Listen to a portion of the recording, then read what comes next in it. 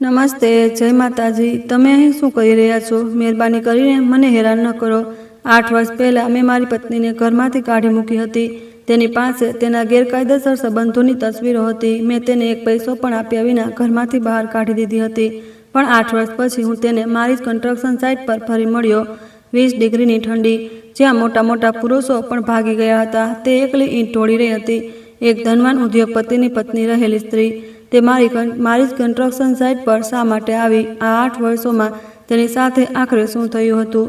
વાર્તા શરૂ થાય તે પહેલાં સબસ્ક્રાઇબ અને લાઇક કરો અને કમેન્ટમાં જણાવો કે તમે આ વાર્તા ક્યાંથી જોઈ રહ્યા છો। હું દુઆ કરીશ કે તે જગ્યાએ હંમેશા ખુશીઓ બની રહે। આ 15 જાન્યુઆરી 2024ની વાત છે। રેકોર્ડ તોડ ઠંડીએ આખા દેશને તેની લપેટમાં લઈ લીધો હતો। દિલ્હીમાં અનુભવાતું તાપમાન -20 ડિગ્રીની આસપાસ હતું।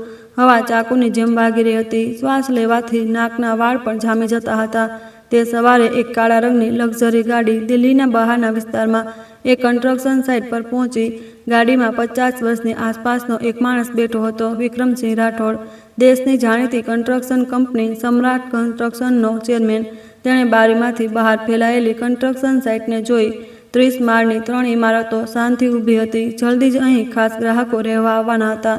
ચેરમેન કહે છે, સાહેબ, અમે પહોંચી ગયા, ડ્રાઈવરે ધીમેથી કહ્યું। વિક્રમે માથું હલાવ્યું। ગાડીમાંથી ઉતરતા જ બર્ફીલી હવાએ તેના ગાલ પર તમાચો માર્યો। તેણે પોતાનો મોંઘો કોટ સરખો કરતા સાઇટની અંદર પગ મૂક્યો। આજે અચાનક નિરીક્ષણ હતું। તેણે પહેલાંથી કોઈને જાણ કરી નહોતી। સાઇટનો સુપરવાઇઝર પાઠક ગભરાતો દોડી આવ્યો।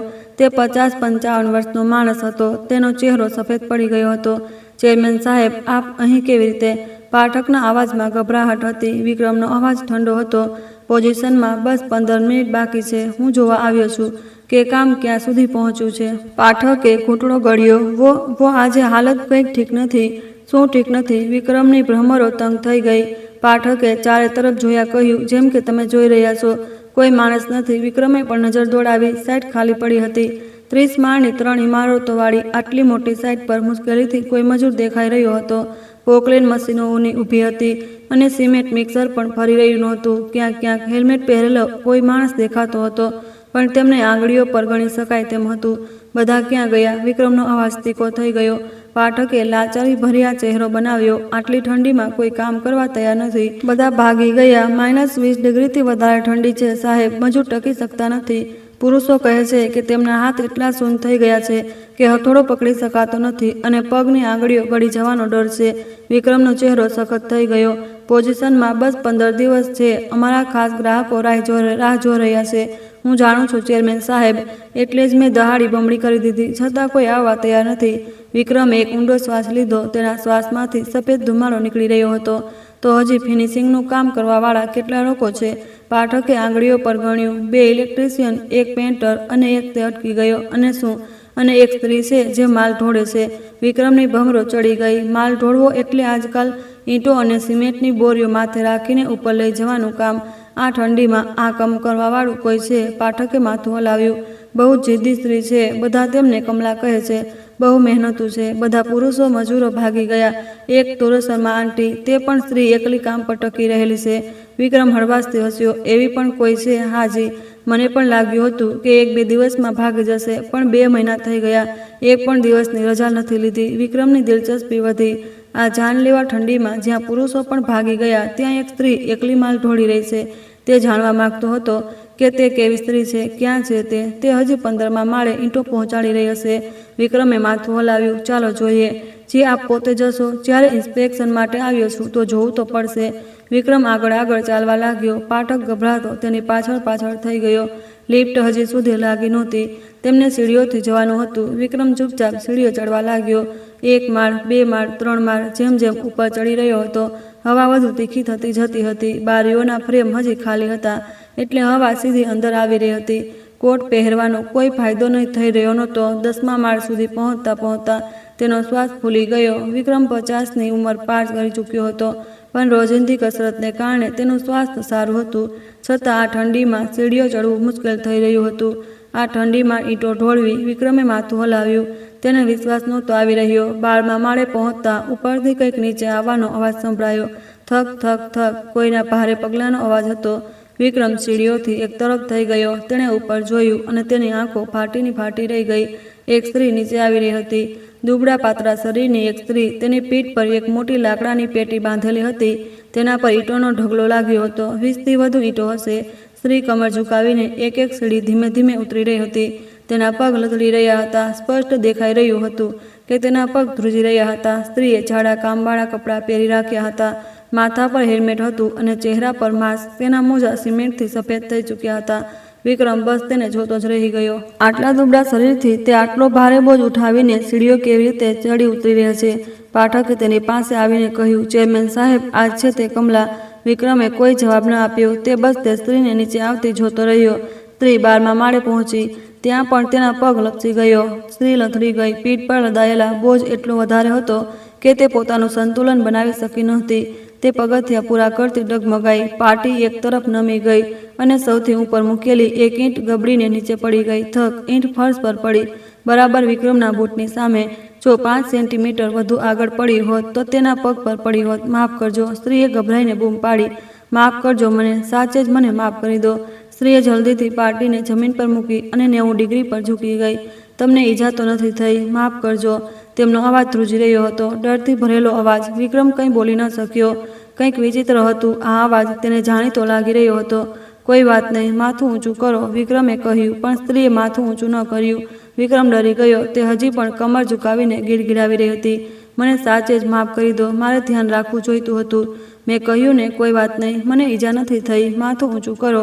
વિક્રમ એક પગલું આગળ વધ્યો. તેણે સ્ત્રીના ખભાને પકડવા માટે હાથ લંબાવ્યો. બરાબર તે જ પડે સ્ત્રીએ માથું ઊંચું કર્યું. માંસની ઉપરથી ડોકાતી આંખો. તે આંખોની નજર વિક્રમની આંખો સાથે મળી. જાણે દુનિયા થંભી ગઈ હોય. વિક્રમનું દિલ ધબક કરતું રહી ગયું. આ આંખો, આ નજર, ભલે તે તેને 3000 વાર પણ જુએ, તે આ નજરને ક્યારેય નહોતો ભૂલી શકતો. વિક્રમનું મોં સુકાઈ ગયું. તેના હાથ ધ્રુજવા લાગ્યા. તમે? વિક્રમના મોંમાંથી એક આહ નીકળી. સ્ત્રીની આંખો ફેલાઈ ગઈ, ડરથી ભરાઈ ગઈ. સ્ત્રી એક પગલું પાછળ હટી. તેણે પોતાનું માથું ઝુકાવી લીધું. વિક્રમ એક પગલું આગળ વધ્યો. તેણે ધ્રુજતા હાથોથી સ્ત્રીની થોડી પકડી. જબરદસ્તી તેનો ચહેરો ઉપર ઉઠાવ્યો અને તેનું માસ્ક ખેંચી લીધું. ફટ, માસ્કની નીચેથી ચહેરો સામે આવ્યો. સિમેન્ટ અને પરસેવાથી ઘરડાયેલો ચહેરો. હોઠ ઠંડીથી ફાટીને કપાઈ ચૂક્યા હતા. ગાલ અંદર ખસી ગયા હતા. પણ તે ચહેરો માચે ગાય નકું. તે એ જ હતો 8 વર્ષ પહેલાં તેણે આ જ હાથથી જેને ઘરમાંથી કાઢી મૂકી હતી. તેની પૂર્વ પત્ની મીરા શર્મા. વિક્રમનું આખું શરીર થીજી ગયું. તેનું મગજ શૂન્ય થઈ ગયું. મીરા. વિક્રમના મોંમાંથી તેનું નામ નીકળ્યું. મીરાનો ચહેરો બગડી ગયો. તેની આંખોમાં આંસુ ભરાઈ આવ્યા. પણ તે રડી નહીં. તેણે દાંત ભીંસીને પોતાને રોકી. ખોટું ન સમજતા મીરાએ ધ્રુજતા અવાજમાં કહ્યું, હું માત્ર કામ કરવા આવી છું. મને ખબર નહોતી કે આ તમારી કંપની છે. વિક્રમ કંઈ કહી ન શક્યો. તે બસ મીરાનો ચહેરો જોતો રહ્યો. 8 વર્ષ થઈ ગયા હતા તેને જોઈએ. 8 વર્ષ પહેલાં તે આવી નહોતી. તે એક અમીર ઘરની દીકરી હતી, નાજોથી ઉછરેલી. તેણે ક્યારેય હાથથી પાણીનો ગ્લાસ પણ નહોતો ઉઠાવ્યો. તેની ત્વચા આરસ પાળની જેમ સફેદ અને મુલાયમ હતી. તેનું સ્મિત બહુ સુંદર હતું. જ્યારે તે હસતી હતી તો તેના ગાલ પર ડિમ્પલ પડતા હતા અને હવે તે સિમેન્ટના ખરડાયેલી હતી. તેના હાથ ફાટેલા, સૂકા અને સખત થઈ ચૂક્યા હતા. તેની આંખોની નીચે ઘેરા કાળા કુંડાળા હતા. તે કોઈ બીજી જ લાગી રહી હતી. આ શું છે? વિક્રમના મોંમાંથી એક આહ નીકળી. આ શું હાલ બનાવી રાખ્યો છે? મીરાએ માથું ઝુકાવી લીધું. મારે પણ પેટ ભરવાનું છે. પેટ ભરવાનું છે? તમે અહીં આ કામ શા માટે કરી રહ્યા છો? તે માણસની પાસે જતી તો સારી જિંદગી જીવતી. વિક્રમનો અવાજ ઊંચો થઈ ગયો. તેને 8 વર્ષ પહેલાંની વાત યાદ આવી ગઈ. ગેરકાયદેસર સંબંધ. તેણે કહ્યું હતું કે મીરાનો કોઈ બીજા પુરુષ સાથે ચક્કર છે. તેની માએ તેને પુરાવાની તસવીરો બતાવી હતી. મીરા કોઈ અજાણ્યા પુરુષ સાથે હોટેલમાંથી નીકળી રહી હતી. તે પુરુષની ગાડીમાં બેસી રહી હતી. વિક્રમ ગુસ્સામાં અંત થઈ ગયો હતો. તેણે મીરાની કોઈ સફાઈ સાંભળી નહીં. તેણે ગુજરાન ભથ્થાના 1 પૈસા આપ્યા વિના તેને ઘરમાંથી કાઢી મૂકી હતી. દફા થઈ જાઓ મારી નજરોમાંથી. ફરી પોતાની શકલ ન બતાવતા. આ વિક્રમના છેલ્લા શબ્દો હતા 8 વર્ષ પહેલાં. અને આજે 8 વર્ષ પછી તે તેને એક કન્સ્ટ્રક્શન સાઇટ પર ઈંટો ઢોળતી જોઈ રહ્યો હતો. વિક્રમને વિશ્વાસ નહોતો આવી રહ્યો. તે માણસે તમને છોડી દીધા એટલે તમારી આ હાલત થઈ છે. મીરાએ માથું ઊંચું કર્યું. તેની આંખોમાં ઠંડક હતી. તમે શું કહી રહ્યા છો? મને સમજ નથી આવી રહી. હું તે માણસની વાત કરી રહ્યો છું જેની સાથે તમારો ચક્કર હતો અને તમે તેની સાથે રહેવા ગયા હતા ને? મીરાના હોઠ ધ્રુજવા લાગ્યા.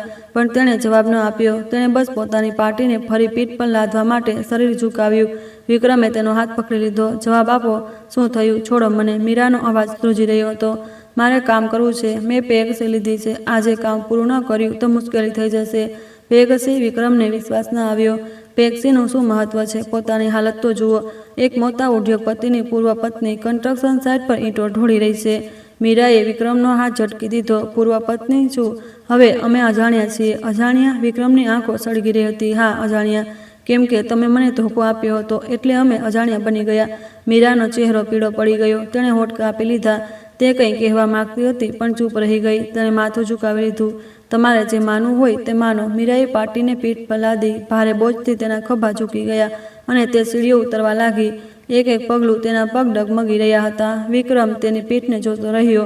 તેનું દિલ ભારે થઈ ગયું. ગુસ્સો તો હતો પણ તેને લાગી રહ્યું હતું કે કંઈક ખોટું છે. શું કરી રહી છે આ સ્ત્રી? વિક્રમ પાઠક પર ચીસો પાડ્યો. એક ઉદ્યોગપતિની પૂર્વ પત્ની મારી સાઇટ પર મજૂરી શા માટે કરી રહી છે?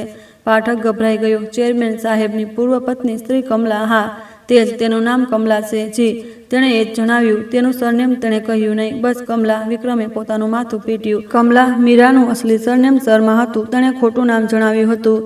તે સ્ત્રીને હમણાં ને હમણાં કાઢો. વિક્રમે ચીસો પાડ્યો. હું તેને મારી સાઇટ પર કામ કરવા ન આપી શકું. પાઠકે માથું ઝુકાવ્યું.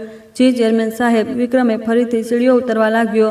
તેના પગલાં તેજ હતા. થક થક. તેના બૂટનો અવાજ સીડીઓમાં ગુંજી રહ્યો હતો. તે ગુસ્સામાં હતો. તેનો શરમ આવી રહી હતી. તેની પૂર્વ પત્ની તેની જ કંપનીની સાઇટ પર મજૂરી કરી રહી હતી. જો કે લોકોને ખબર પડી તો શું કહેશે? સમ્રાટ કન્સ્ટ્રક્શનનો ચેરમેન પોતાની પૂર્વ પત્નીને ભૂખી મારી રહ્યો છે. એક પૈસો આપ્યા વિના ઘરમાંથી કાઢી તો તે મજૂર બની ગઈ. જો આ અફવા ફેલાઈ ગઈ તો કંપનીની ઇજ્જત માટીમાં મળી જશે. વિક્રમે દાંત ભીંસ્યા. તે નાટક કરવા આવી છે. જાણી જોઈને મારી કંપનીની સાઇટ પર આવીને બિચારી બનવાનો ઢોંગ કરી રહી છે. સહાનુભૂતિ મેળવીને મારી પાસેથી ગુજરાન ભથ્થું વસૂલવા માગે છે.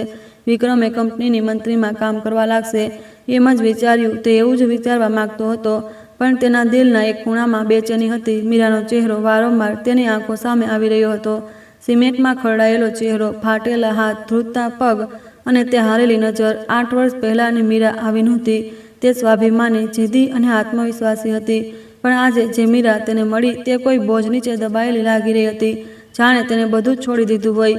વિક્રમે જોરથી માથું હલાવ્યું. ન વિચાર. તે સ્ત્રી ભલે જે કરે, મારે શું લેવા દેવા? 8 વર્ષ પહેલાં જ સંબંધ ખતમ થઈ ગયો હતો. તેણે પોતાને સમજાવ્યો. તે સાઇટ પરથી નીકળીને ગાડીમાં બેસી ગયો. ઓફિસ ચાલો, તેણે ડ્રાઈવરને કહ્યું. ગાડી ચાલી પડી. વિક્રમ બારીમાંથી બહાર જોઈ રહ્યો હતો. કન્સ્ટ્રક્શન સાઇટ દૂર થતી જતી હતી પણ તેનું માથું વારંવાર પાછળ ફરી રહ્યું હતું. તે રિયર વ્યૂ મિરરમાંથી સાઇટને જોઈ રહ્યો હતો. 15મા માળે ક્યાંક મીરા ઈંટો લઈને સીડીઓ ચડી ઉતરી રહી હતી. -20 ડિગ્રીની ઠંડીમાં, જે ઠંડીમાં પુરુષો પણ ભાગી ગયા હતા, તે ઠંડીમાં શા માટે? તેને આવું કરવાની શું જરૂર છે? તેણે કહ્યું હતું કે તેણે પેગસી લીધી છે. આજે કામ પૂરું કરવું છે. શું કહે મજબૂરી? વિક્રમે માથું હલાવ્યું. નહીં, ન વિચાર. પણ તેનું મન શાંત નહોતું. 8 વર્ષ સુધી જે સ્ત્રી વિશે તેણે એકવાર પણ નહોતું વિચાર્યું, જેને તે ભૂલી ચૂક્યો હતો, તે અચાનક સામે આવી ગઈ હતી. સૌથી ખરાબ હાલતમાં વિક્રમે આંખો બંધ કરી લીધી. તેની અંદર ભાવનાઓનું તોફાન ઉઠી રહ્યું હતું. ગુસ્સો, ધોકો અને એક વિચિત્ર અપરાધ બોજ. આ બધી ભાવનાઓ મળીને તેના મગજને ગૂંચવી રહી હતી. વિક્રમે એક ઊંડો શ્વાસ લીધો. આજનો દિવસ બહુ લાંબો થવાનો હતો. બપોર થઈ ગઈ હતી. કન્સ્ટ્રક્શન સાઇટ પર લંચનું સાયરન વાગ્યું. લાંબો અવાજ ઇમારતોની વચ્ચે ગુંજવા લાગ્યો. જે થોડા ઘણા મજૂર હતા તેમને કામ રોકી દીધું અને કેન્ટીન તરફ ચાલ્યા. તે ટીનની ચાદરોથી બનેલો એક અસ્થાયી ઓરડો હતો. અંદર એક હીટર સળગી રહ્યું હતું. બહાર -20 ડિગ્રી હતું પણ કેન્ટીનની અંદર છતાં થોડી ગરમી હતી. મજૂરો એકબીજાની પાસે સરીને બેસી ગયા. કેટલાક પોતાના ટિફિન ખોલી રહ્યા હતા તો કેટલાક કેન્ટીનવાળી બાઈના હાથનું બનાવેલું ખાવાનું ખાઈ રહ્યા હતા. ગરમા ગરમ દાળ, ગરમ ભાત, ઠંડીના હવામાન માટે એકદમ યોગ્ય ખાણું. પણ એક ઇન્સાન ત્યાં નહોતો. કમલા એટલે કે મીરા. તે કેન્ટીનમાં નહોતી આવી. સુપરવાઇઝર પાઠકે ચારે તરફ જોયું. કમલા ક્યાં ગઈ? પાસે બેઠેલા એક મજૂરે માથું હલાવ્યું. ખબર નથી. તે તો હંમેશા એકલી જ ખાવાનું ખાય છે. એકલી? હા, તે ક્યારેય સાથે નથી ખાતી. લંચ ટાઈમ થતાં જ ક્યાં ગાયબ થઈ જાય છે. પાઠકે માથું ખજવાળ્યું. સવારે ચેરમેન સાહેબે તે સ્ત્રીને કાઢવા માટે કહ્યું હતું પણ હવે તેને કાઢવામાં તેનું મન માની નહોતું રહ્યું. આ ઠંડીમાં કામ પટકવાવાળી તે એકલી જ તો હતી. જો તેને પણ કાઢી મૂકવામાં આવે તો ફિનિશિંગનું કામ પૂરી રીતે અટકી જશે. પહેલાં લંચ કરી લઉં, પછી વિચારું છું. પાઠક ખાવાનું ખાવા લાગ્યો. તે વખતે મીરા મલબાના ગોદામમાં હતી. તે ઇમારતના બેઝમેન્ટમાં એક નાનો ઓરડો હતો. ત્યાં સિમેન્ટની બોરીઓ અને ઈંટો રાખી હતી. ન કોઈ બારી હતી, ન કોઈ હીટિંગ. શ્વાસ લેવાથી મોંમાંથી સફેદ ધુવાળો નીકળી રહ્યો હતો. મીરા એક ખૂણામાં ઘૂંટણ વાળીને બેઠી હતી. તેના હાથમાં એક જૂનું ટિફિન હતું. તેણે ઢાંકણું ખોલ્યું. અંદર ઠંડા ભાત અને અથાણાના કેટલાક ટુકડા હતા. ખાવામાં બસ આ જ હતું. મીરા પોતાના મોજા ઉતારીને ન શકી. તેના હાથ બહુ ઠંડા હતા. સિમેન્ટ લાગેલા મોજાથી જ તેણે ચમચી ઉઠાવી. તેણે એક ચમચી ભાત લીધા. તે ઠંડા હતા. થીજી ગયેલા તો નહોતા, પણ એવા હતા જેમ કે હમણાં જ ફ્રીજમાંથી કાઢ્યા હોય. મીરાએ તે ભાત મોંમાં નાખ્યા. તે ચાવા લાગી. કોઈ સ્વાદ નહોતો. બસ એવું લાગી રહ્યું હતું જેમ તે કંઈક ગળી રહ્યું હોય. પણ તેણે ખાવું હતું. ખાશે ત્યારે જ તો કામ કરી શકશે. કામ કરશે ત્યારે જ તો પૈસા મળશે. મીરા મશીનની જેમ ખાવાનું ખાવા લાગી. 1 ચમચી, 2 ચમચી, 3 ચમચી. ત્યાં જ ગોદામનો દરવાજો ચરચરાહટ સાથે ખુલ્યો. મીરા ચોંકીને માથું ઊંચું કરીને જોવા લાગી. રોશનીને કારણે તેને સાફ દેખાયું નહોતું કે કોણ છે. બસ એક કાળો સાયો દેખાઈ રહ્યો હતો. લાંબા પહોળા ખભાવાળો એક પુરુષ. મીરાનું દિલ ધબકતું રહી ગયું. ક્યાંક તે સવારવાળો માણસ તો નથી. તે માણસ. તેણે એક પગલું અંદર આવ્યો. તેનો ચહેરો સાફ થયો. વિક્રમસિંહ રાઠોડ, તેનો પૂર્વ પતિ. મીરાના હાથમાંથી ચમચી છૂટી ગઈ. ટન. ચમચી ફર્શ પર પડીને અવાજ કરવા લાગી. મીરા ગભરાઈને ઊભી થઈ. તેણે ટિફિનને પાછળ છુપાઈ દીધું. આપ અહીં. તેનો અવાજ ધ્રુજી ઉઠ્યો હતો. વિક્રમ પણ કંઈ પણ કહ્યા વિના મીરાને જોઈ. તેની નજરો ઠંડી હતી, પણ તેમાં કંઈ ગૂંચવાયેલી ભાવનાઓ પણ હતી. વિક્રમે મીરાને ઉપરથી નીચે સુધી જોઈ. ધૂળથી ખરડાયેલા કપડાં, સિમેન્ટ લાગેલા મોજા, ઘસી ગયેલા ગાલ, ફાટેલા હોઠ અને હાથમાં છુપાવેલું તે મામૂલી ટિફિન. વિક્રમનો ચહેરો બગડી ગયો. આ શું છે? તેનો અવાજ ધીમો અને ઠંડો હતો. તમારું લંચ આ છે. મીરાએ કોઈ જવાબ ન આપ્યો. તેણે માથું ઝુકાવી લીધું. વિક્રમ એક પગલું આગળ વધ્યો. જવાબ આપો. તમારું લંચ આ છે. જી, મીરાએ ધીમા અવાજમાં કહ્યું. વિક્રમ હસ્યો. એક ઉદ્યોગપતિની પત્ની રહેલી સ્ત્રી અહીં બેસીને આ ખાઈ રહી છે. મીરાના ખભા ધ્રુજી ગયા. પૂર્વ પત્ની? હા, પૂર્વ પત્ની. વિક્રમનો અવાજ તીખો થઈ ગયો. કેમ કે તમે મને ધોકો આપ્યો હતો એટલે પૂર્વ પત્ની બની ગયા? મીરાએ માથું ઊંચું કર્યું. તેની આંખો ડગમગી રહી હતી. તે કંઈક કહેવા માંગતી હતી, પણ ચૂપ રહી ગઈ. તેણે ફરી માથું ઝુકાવી લીધું. તમે એવું જ વિચારી શકો છો શું? વિક્રમની ભમરો તંગ થઈ ગઈ. કોઈ સફાઈ નહીં આપો? સફાઈ આપીને શું ફાયદો? મીરાના અવાજમાં કોઈ તાકાત નહોતી. 8 વર્ષ પહેલાં પણ તમે વિશ્વાસ નહોતો કર્યો, હવે પણ નહીં કરો. વિક્રમ ચૂપ થઈ ગયો. મીરાની વાત સાચી હતી. 8 વર્ષ પહેલાં તેણે સાફ સાફ કહ્યું હતું, આ ગેરસમજ છે. હું બેકસૂર છું. પણ વિક્રમે વિશ્વાસ નહોતો કર્યો. તેની માએ જે તસવીરો બતાવી હતી, એક જાસૂસી એજન્સીએ ખેંચી હતી. મીરા કોઈ અજાણ્યા પુરુષ સાથે હોટેલમાંથી નીકળી રહી હતી. તે તસવીરો એટલી સાફ હતી. હું ભલે જેટલી પણ સફાઈ આપું, કોઈ ફાયદો નથી. તસવીરો છે ને. હું તે માણસ સાથે હોટેલમાંથી નીકળી રહી છું. 8 વર્ષ પહેલાં વિક્રમ એ જ ચીસો પાડ્યો હતો. મીરાએ ત્યારે પણ આવી જ લાચારીથી માથું ઝુકાવી લીધું હતું. તમારે જે માનવું હોય તે માનો. અને તે ચાલી ગઈ હતી. એક પૈસો લીધા વિના, કોઈ સામાન લીધા વિના, ખાલી હાથે ચાલી ગઈ હતી. વિક્રમે વિચાર્યું હતું કે આ જ સાચું છે. ભૂલ તેની હતી. ધોકો તેણે આપ્યો હતો તો તેને કંઈ પણ મેળવવાનો હક નહોતો. પણ હવે 8 વર્ષ પછી તે એક કન્સ્ટ્રક્શન સાઇટ પર ઈંટો ઢોળી રહી હતી. -20 ડિગ્રીની ઠંડીમાં, જ્યાં પુરુષો પણ ભાગી ગયા હતા. ઠંડા ભાત અને અથાણાના કેટલાક ટુકડાઓથી પોતાનું લંચ કરી રહી હતી. વિક્રમનું દિલ બેચેન થઈ ગયું. કંઈક તો ખોટું હતું, પણ તે માનવા નહોતો માંગતો. તે માણસે તેમને છોડી દીધા. વિક્રમે પૂછ્યું, એટલે તમારી આ હાલત થઈ છે? મીરાએ કોઈ જવાબ ન આપ્યો. તેણે બસ પોતાનું ટિફિન ઉઠાવ્યું, ઢાંકણું બંધ કર્યું. લંચ ટાઈમ ખતમ થઈ ગયો છે. મારે કામ પર જવાનું છે. મીરા વિક્રમની પાસેથી પસાર થવા લાગી. વિક્રમે તેનો હાથ પકડી લીધો. મારા સવાલનો જવાબ આપો. છોડો મને. જવાબ આપશો તો છોડી દઈશ. મીરાએ વિક્રમને જોયો. તેની આંખો થાકેલી હતી, હારેલી હતી. એવો કોઈ માણસ છે જ નહીં. મીરાએ કહ્યું, શું મેં કહ્યું ગેરકાયદેસર સંબંધ જેવું કંઈ હતું જ નહીં? શરૂઆતથી જ નહોતું. વિક્રમની આંખો ફેલાઈ ગઈ. શું બકવાસ કરી રહ્યા છો? તસવીરો હતી, તે બનાવટી હતી. મીરાનો અવાજ ધ્રુજી રહ્યો હતો. તે તસવીરો બનાવટી હતી. હું તે માણસને ક્યારેય મળી પણ નથી. વિક્રમ સૂન થઈ ગયો. બનાવટી? હા. આ શું કહી રહ્યા છો? જૂઠું ન બોલો. વિક્રમે ધીમેથી કહ્યું. 8 વર્ષ પહેલાં પણ તમે એ જ કહ્યું હતું. કોણ વિશ્વાસ કરશે? મીરાના હોઠ ધ્રુજવા લાગ્યા. તેની આંખોમાં આંસુ ભરાઈ આવ્યા, પણ તે રડી નહીં. તેણે દાંત ભેંસીને પોતાને રોકી. તમે વિશ્વાસ ન કરો તેમ છતાં બધું વીતી ગયું. વાતો છે. મીરાએ વિક્રમનો હાથ ઝટકી દીધો. આ વખતે વિક્રમે તેને ન પકડ્યો. તે બસ ત્યાં જ ઊભો રહ્યો. મીરા ગોદામના દરવાજા તરફ વધી. દરવાજા પર ઊભી રહી. પાછળ ફર્યા વિના બોલી, બસ એક ગુજારિશ છે. મને અહીં કામ કરવા દો. વિક્રમ જવાબ ન આપી શક્યો. તમે સવારે મને કાઢવા માટે કહ્યું હતું. પ્લીઝ એવું ન કરો. મીરાનો અવાજ ભરાઈ ગયો. મારી પાસે આ કામ સિવાય બીજું કંઈ નથી. મેં પેગસી પણ લીધી છે. જો હમણાં કાઢી મૂકવામાં આવી તો? તે પોતાની વાત પૂરી ન કરી શકી. તેના ખભા હલી રહ્યા હતા. તે રડી રહી હતી, પણ પાછળ ન ફરી. પ્લીઝ, મને સ્ત્રી સમજીને કોઈ છૂટ ન આપો. હું 100 ઈંટો પણ ઉઠાવી શકું છું. હું પુરુષો જેવું કામ કરી શકું છું. તો પ્લીઝ. મીરાના ઘૂંટણે જવાબ આપી દીધો. તે ફર્શ પર બેસી ગઈ. પ્લીઝ, મને ન કાઢો. તેના અવાજમાં લાચારી હતી, કોઈ સ્વાભિમાન નહોતું. 8 વર્ષ પહેલા એક અમીર ઘરની નાજોથી ઉછરેલી દીકરી, એક ઉદ્યોગપતિની પત્ની, તે આજે ફર્શ પર ઘૂંટણ ટેકવીને ગીડગીડાવી રહી હતી. વિક્રમ બસ તેને જોતો રહ્યો. તેનું દિલ ભારે થઈ ગયું. કંઈક તો ખોટું હતું.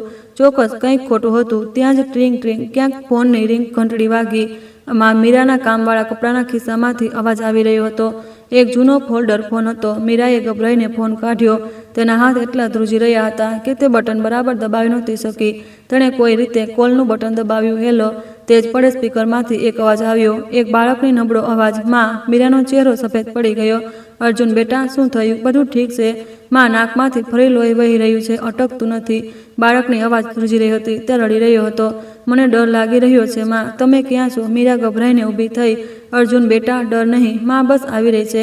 તમે નર્સ આંટીને બોલાવ્યા? હા, પણ મને તમારી યાદ આવી રહી છે. ઠીક છે, હું બસ આવી રહી છું. થોડી રાહ જુઓ. મીરાએ ફોન કાપી નાખ્યો. તેની પાસે વિક્રમને જોવાનો પણ સમય નહોતો. તેણે ટિફિન ત્યાં જ ફેંક્યું અને ગોદામમાંથી બહાર ભાગી ગઈ. વિક્રમ સૂન ત્યાં જ ઊભો રહ્યો. બાળક? મીરાનું બાળક છે. નાકમાંથી લોહી નથી અટકી રહ્યું. હોસ્પિટલ? વિક્રમનું મગજ ફરી ગયું. હજારો સવાલ ઉઠવા લાગ્યા. તે બાળક કોણ છે? કેટલા વર્ષનું છે? તે હોસ્પિટલમાં શા માટે છે? અને તે કોનું બાળક છે? વિક્રમે ફર્શ પર પડેલા ટિફિનને જોયું. ઢાંકણું ખુલ્લું હતું અને ભાત વેરવિખેર થઈ ગયા હતા. ઠંડા ભાત, અથાણાના કેટલાક ટુકડા. આજ તેનું લંચ હતું. વિક્રમે મુઠ્ઠી ભીંચી. આખરે થયું શું છે? તેના મોંમાંથી એક ધીમી આહ નીકળી. 8 વર્ષ. આ 8 વર્ષોમાં તેની સાથે શું થયું? વિક્રમ ગોદામમાંથી બહાર નીકળ્યો. તેણે તે દિશામાં જોયું જ્યાં મીરા ભાગી રહી હતી. તે હવે દેખાઈ નહોતી રહી. વિક્રમે ખિસ્સામાંથી પોતાનો ફોન કાઢ્યો. તેણે પોતાના સેક્રેટરી ગુપ્તાજીને ફોન કર્યો. હું બોલી રહ્યો છું. હમણાં ને હમણાં અહીં આવો. તેણે બસ એટલું કહ્યું અને ફોન કાપી નાખ્યો. તેને ખબર લગાવી હતી મીરા સાથે શું થયું હતું, તે બાળક કોણ હતું અને તે આ 8 વર્ષોમાં તેણે કેવી રીતે જિંદગી ગુજારી. વિક્રમે આકાશ તરફ જોયું. આકાશ સ્લેટી હતો. એવું લાગી રહ્યું હતું જેમ કે બરફ પડશે. ઠંડી હવા તેના ગાલ પર ટકરાઈ. વિક્રમે પોતાનો કોટ સરખો કરતા વિચાર્યું, મારું મન આટલું બેચેન શા માટે છે? મને તેની આટલી ચિંતા શા માટે થઈ રહી છે? તે સંબંધ તો ખતમ થઈ ચૂક્યો છે. અમે તો અજાણ્યા છીએ. વિક્રમે માથું હલાવ્યું, પણ તે તેના ખ્યાલને ઝટકી ન શક્યો. મીરાનો તે બેબસ ચહેરો તેની આંખો સામે ફરી રહ્યો હતો અને ફોન પર સંભળાયેલો તે બાળકનો અવાજ, માં, નાકમાંથી ફરી લોહી વહી રહ્યું છે. મને ડર લાગી રહ્યો છે. તે અવાજ તેના કાનોમાં ગૂંજી રહ્યો હતો. વિક્રમે પગલાં આગળ વધાર્યા. તે પોતાની ગાડી તરફ ચાલ્યો. તેનું દિલ ભારે હતું.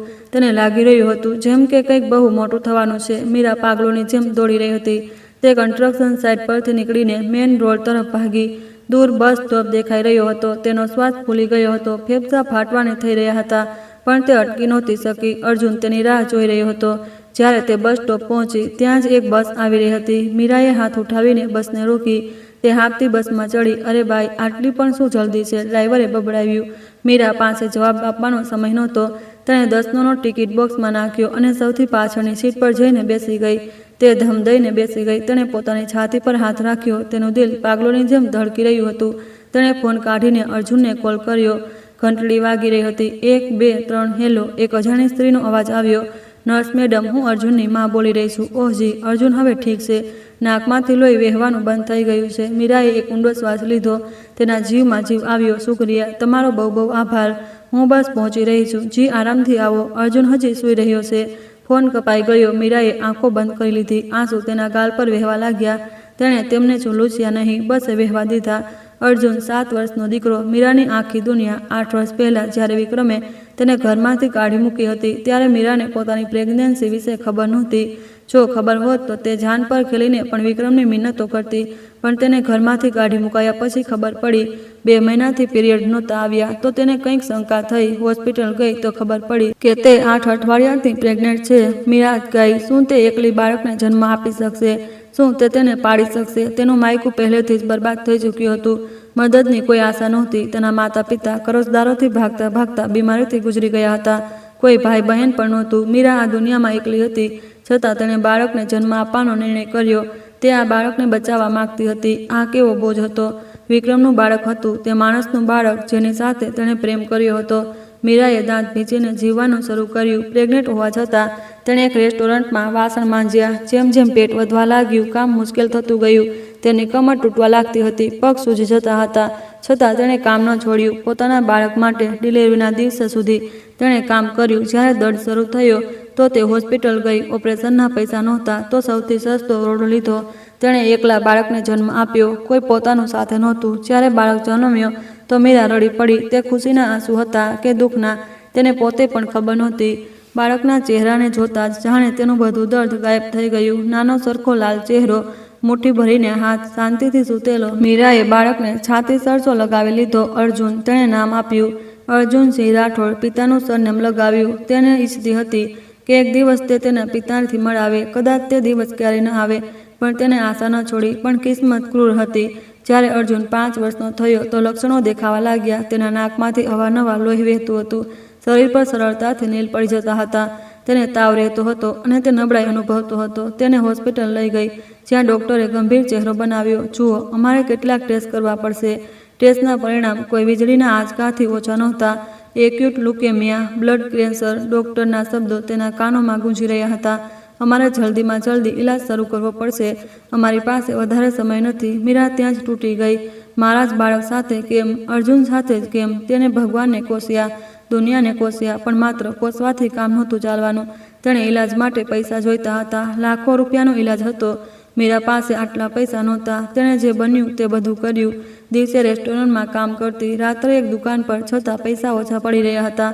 આખરે તે કન્સ્ટ્રક્શન સાઇટ પર કામ કરવા લાગી. મજૂરી, માલ ઢોળવાનું કામ, જે કામ પુરુષો પણ કરવાથી ગભરાતા હતા. પણ દહાડી સારી હતી. દિવસના 1000 અને મહિનાના 30,000. આટલા પૈસાથી અર્જુનના ઈલાજમાં કંઈક મદદ થઈ શકતી હતી. મીરાએ દાંત ભીંચીને હિંમત બાંધી. કમર તૂટી જાય, ખભા ઉખડી જાય, હાથ ફાટી જાય, તે બધું સહન કરતી રહી. તેણે અર્જુનને બચાવવો હતો. બસ હોસ્પિટલની સામે ઊભી રહી ગઈ અને મીરા ગભરાઈને ઉતરી. તે હોસ્પિટલની લોબીમાંથી પસાર થઈને લિફ્ટમાં ઘૂસી. 5મો માળ, બાળકોનો વોર્ડ. લિફ્ટનો દરવાજો ખુલતા જ તે ભાગી ગલિયારામાં દોડવા લાગી. 508, અર્જુનનો ઓરડો. તેણે ધીમેથી દરવાજો ખોલ્યો. ઓરડામાં શાંતિ હતી. પલંગ પર એક નાનું બાળક સૂતું હતું. 7 વર્ષનો અર્જુન. તેનો ચહેરો પીળો હતો, આંખો બંધ હતી અને તે સૂઈ રહ્યો હતો. તેના નાકમાં રૂ ભરેલું હતું. નાકમાંથી લોહી વહેવાને કારણે મીરા પલંગ પાસે ઘૂંટણના બળે બેસી ગઈ. તેણે અર્જુનનો હાથ પકડ્યો. નાનો સરખો ઠંડો હાથ. અર્જુન, મીરાએ ધીમેથી પોકાર્યું. તેનો અવાજ ધ્રુજી રહ્યો હતો. માં આવી ગઈ, માફ કરજે, મોડું થઈ ગયું. અર્જુને કોઈ જવાબ ન આપ્યો. તે સૂઈ રહ્યો હતો. મીરા અર્જુનનો ચહેરો જોવા લાગી. તે તેના પિતા પર ગયો હતો. ખાસ કરીને તેની આંખો, લાંબી ઊંડી આંખો, બિલકુલ વિક્રમની આંખો જેવી. પપ્પાનો ચહેરો એકવાર બતાવવા માંગતી હતી. મીરાએ બબડાવ્યું.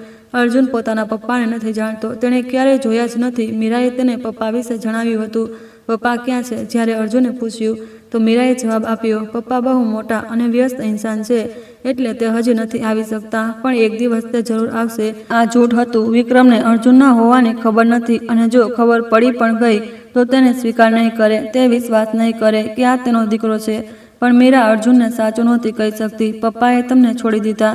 તેમણે માને ઘરમાંથી કાઢી મૂકી હતી. તે આ બધું કેવી રીતે કહેતી? મીરાએ એક ઊંડો શ્વાસ લીધો. અર્જુન, માં મહેનત કરીને પૈસા કમાશે અને તમને બિલકુલ ઠીક કરી દેશે. તેણે અર્જુનનો હાથ કસીને પકડ્યો. ત્યાં જ ઓરડાનો દરવાજો ખુલ્યો. મીરાએ માથું ફેરવ્યું. તે થીજી ગઈ. વિક્રમ ઊભો હતો ઓરડાના દરવાજા પર. મીરાનું દિલ જાણે થંભી ગયું. આ અહીં શું કરી રહ્યો છે? તેને કેવી રીતે ખબર પડી? મીરા ગભરાઈને ઊભી થઈ. તે અર્જુનની સામે ઊભી થઈ ગઈ.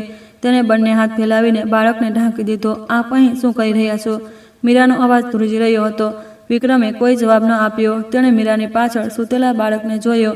પલંગ પર સૂતેલું નાનું બાળક, પીળો ચહેરો, પાતળી બાહમાં લાગેલી સોય. વિક્રમનો ચહેરો બગડી ગયો. જાઓ અહીંથી, મીરાએ ઠંડકથી કહ્યું. આ તમારા આવવાની જગ્યા નથી. આ બાળક કોણ છે? વિક્રમે પૂછ્યું.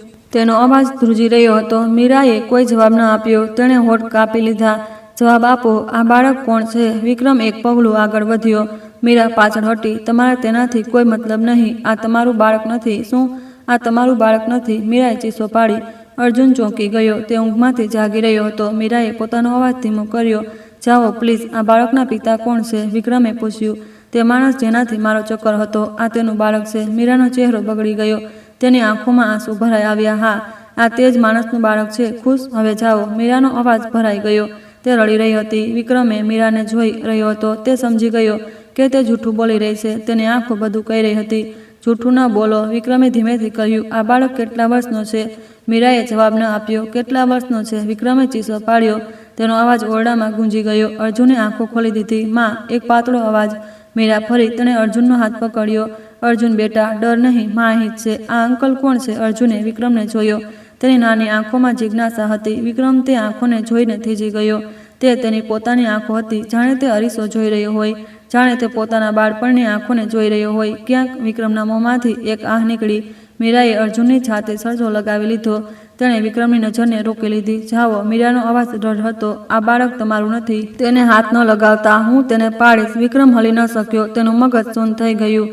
આ બાળક મારું છે. 8 વર્ષ પહેલાં જ્યારે મેં મીરાને કાઢી ત્યારે તે પ્રેગ્નન્ટ હતી. તો પછી મીરાનો કોઈ ગેરકાયદેસર સંબંધ નહોતો. તે મારા બાળકને પેટમાં લઈને ઘરમાંથી કઢાઈ હતી. વિક્રમની પગે જવાબ આપી દીધો.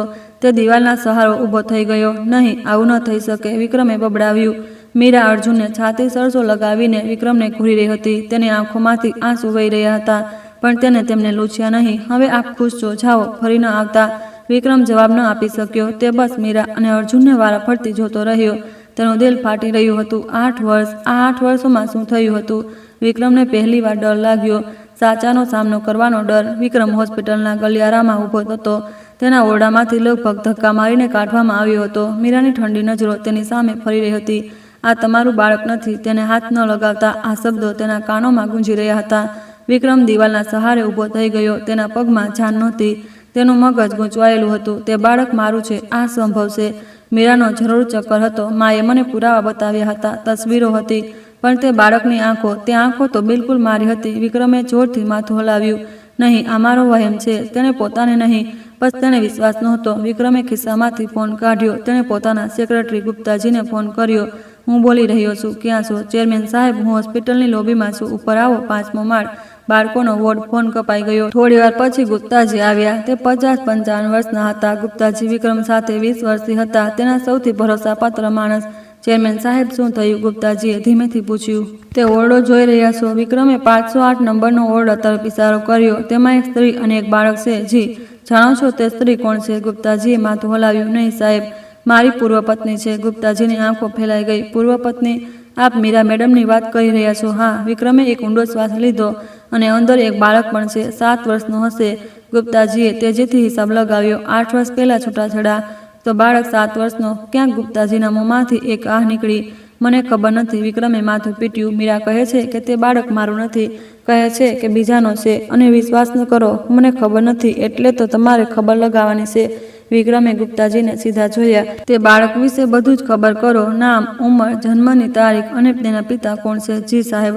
ગુપ્તાજીએ માથું ઝુકાવ્યું. અને મીરા વિશે પણ? આ 8 વર્ષોમાં તેણે કેવી રીતે જિંદગી ગુજારી, બધું જ ખબર કરો. જી ચેરમેન સાહેબ. વિક્રમે ફરીથી ઓરડા તરફ જોયું. દરવાજો કસીને બંધ હતો. અંદર મીરા બાળકને છાતી સરસો લગાવીને હશે. તેને રોકતા ચીસો પાડવાવાળી મીરા. આ બાળક તમારું નથી.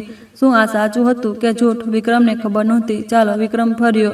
ગુપ્તાજી તેની પાછળ પાછળ ચાલ્યા. હોસ્પિટલમાંથી નીકળતા વિક્રમે પાછળ ફરીને જોયું. 5મા માળની બારી દેખાઈ રહી હતી. ત્યાં મીરા અને તે બાળક હતા. વિક્રમે હોઠ કાપી લીધા. મારે સાચું જાણીને જ રહેવું પડશે. આ ઠાણીને તે ગાડીમાં બેસી ગયો. તે દિવસ વીતી ગયા. ગુપ્તાજી રિપોર્ટ લઈને આવ્યા. વિક્રમનો ચેરમેન ઓફિસ મોટો અને શાનદાર હતો. મોટી બારીમાંથી દિલ્હી શહેરનો નજારો દેખાતો હતો. વિક્રમ લેધરની ખુરશી પર બેસીને રિપોર્ટ સાંભળી રહ્યો હતો.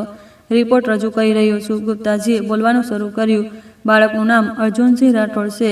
આ વર્ષે 7 વર્ષનો છે. વિક્રમની ભમરો તંગ થઈ ગઈ. અર્જુનસિંહ રાઠોડ તેને મારું સરનેમ રાખ્યું છે. જન્મનું રજિસ્ટર ગયા વર્ષે મોડું કરાવવામાં આવ્યું હતું. દંડ ભરીને રજિસ્ટ્રેશન કરાવ્યું. ગયા વર્ષે આટલું મોડું કેમ?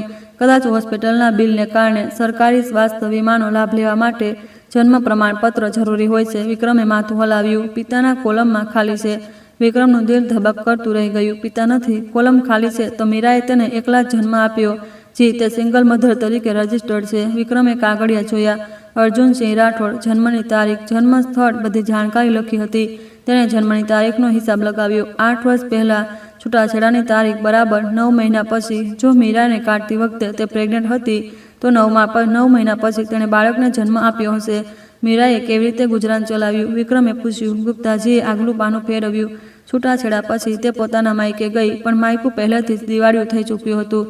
વિક્રમને આ ખબર હતી. લગ્ન પહેલા મીરાનો પરિવાર એક ઠીકઠાક બિઝનેસ ચલાવતો હતો, પણ લગ્નના તરત પછી તેમનો બિઝનેસ ડૂબવા લાગ્યો. વિક્રમ સાથેના લગ્નના 2 વર્ષની અંદર તે પૂરી રીતે બરબાદ થઈ ગયા. તેના માતા પિતા કરજદારોથી પરેશાન થઈને બીમારીથી ગુજરી ગયા. માયકાના માતા પિતાને ગુજર્યા પછી મીરા હવે એકલી રહી ગઈ હતી. કોઈ ભાઈ બહેન નહીં, કોઈ સહારો નહીં. ગુપ્તાજીનો અવાજ ધીમો થઈ ગયો. પ્રેગ્નેન્ટ હોવા છતાં તેમણે એક રેસ્ટોરન્ટમાં કામ કર્યું, વાસણ માંજ્યા, વેટરનું કામ કર્યું, સફાઈ કરી, જે બન્યું તે બધું કર્યું. વિક્રમે આંખો બંધ કરી લીધી. તેના મગજમાં મીરાનો ચહેરો ફરવા લાગ્યો.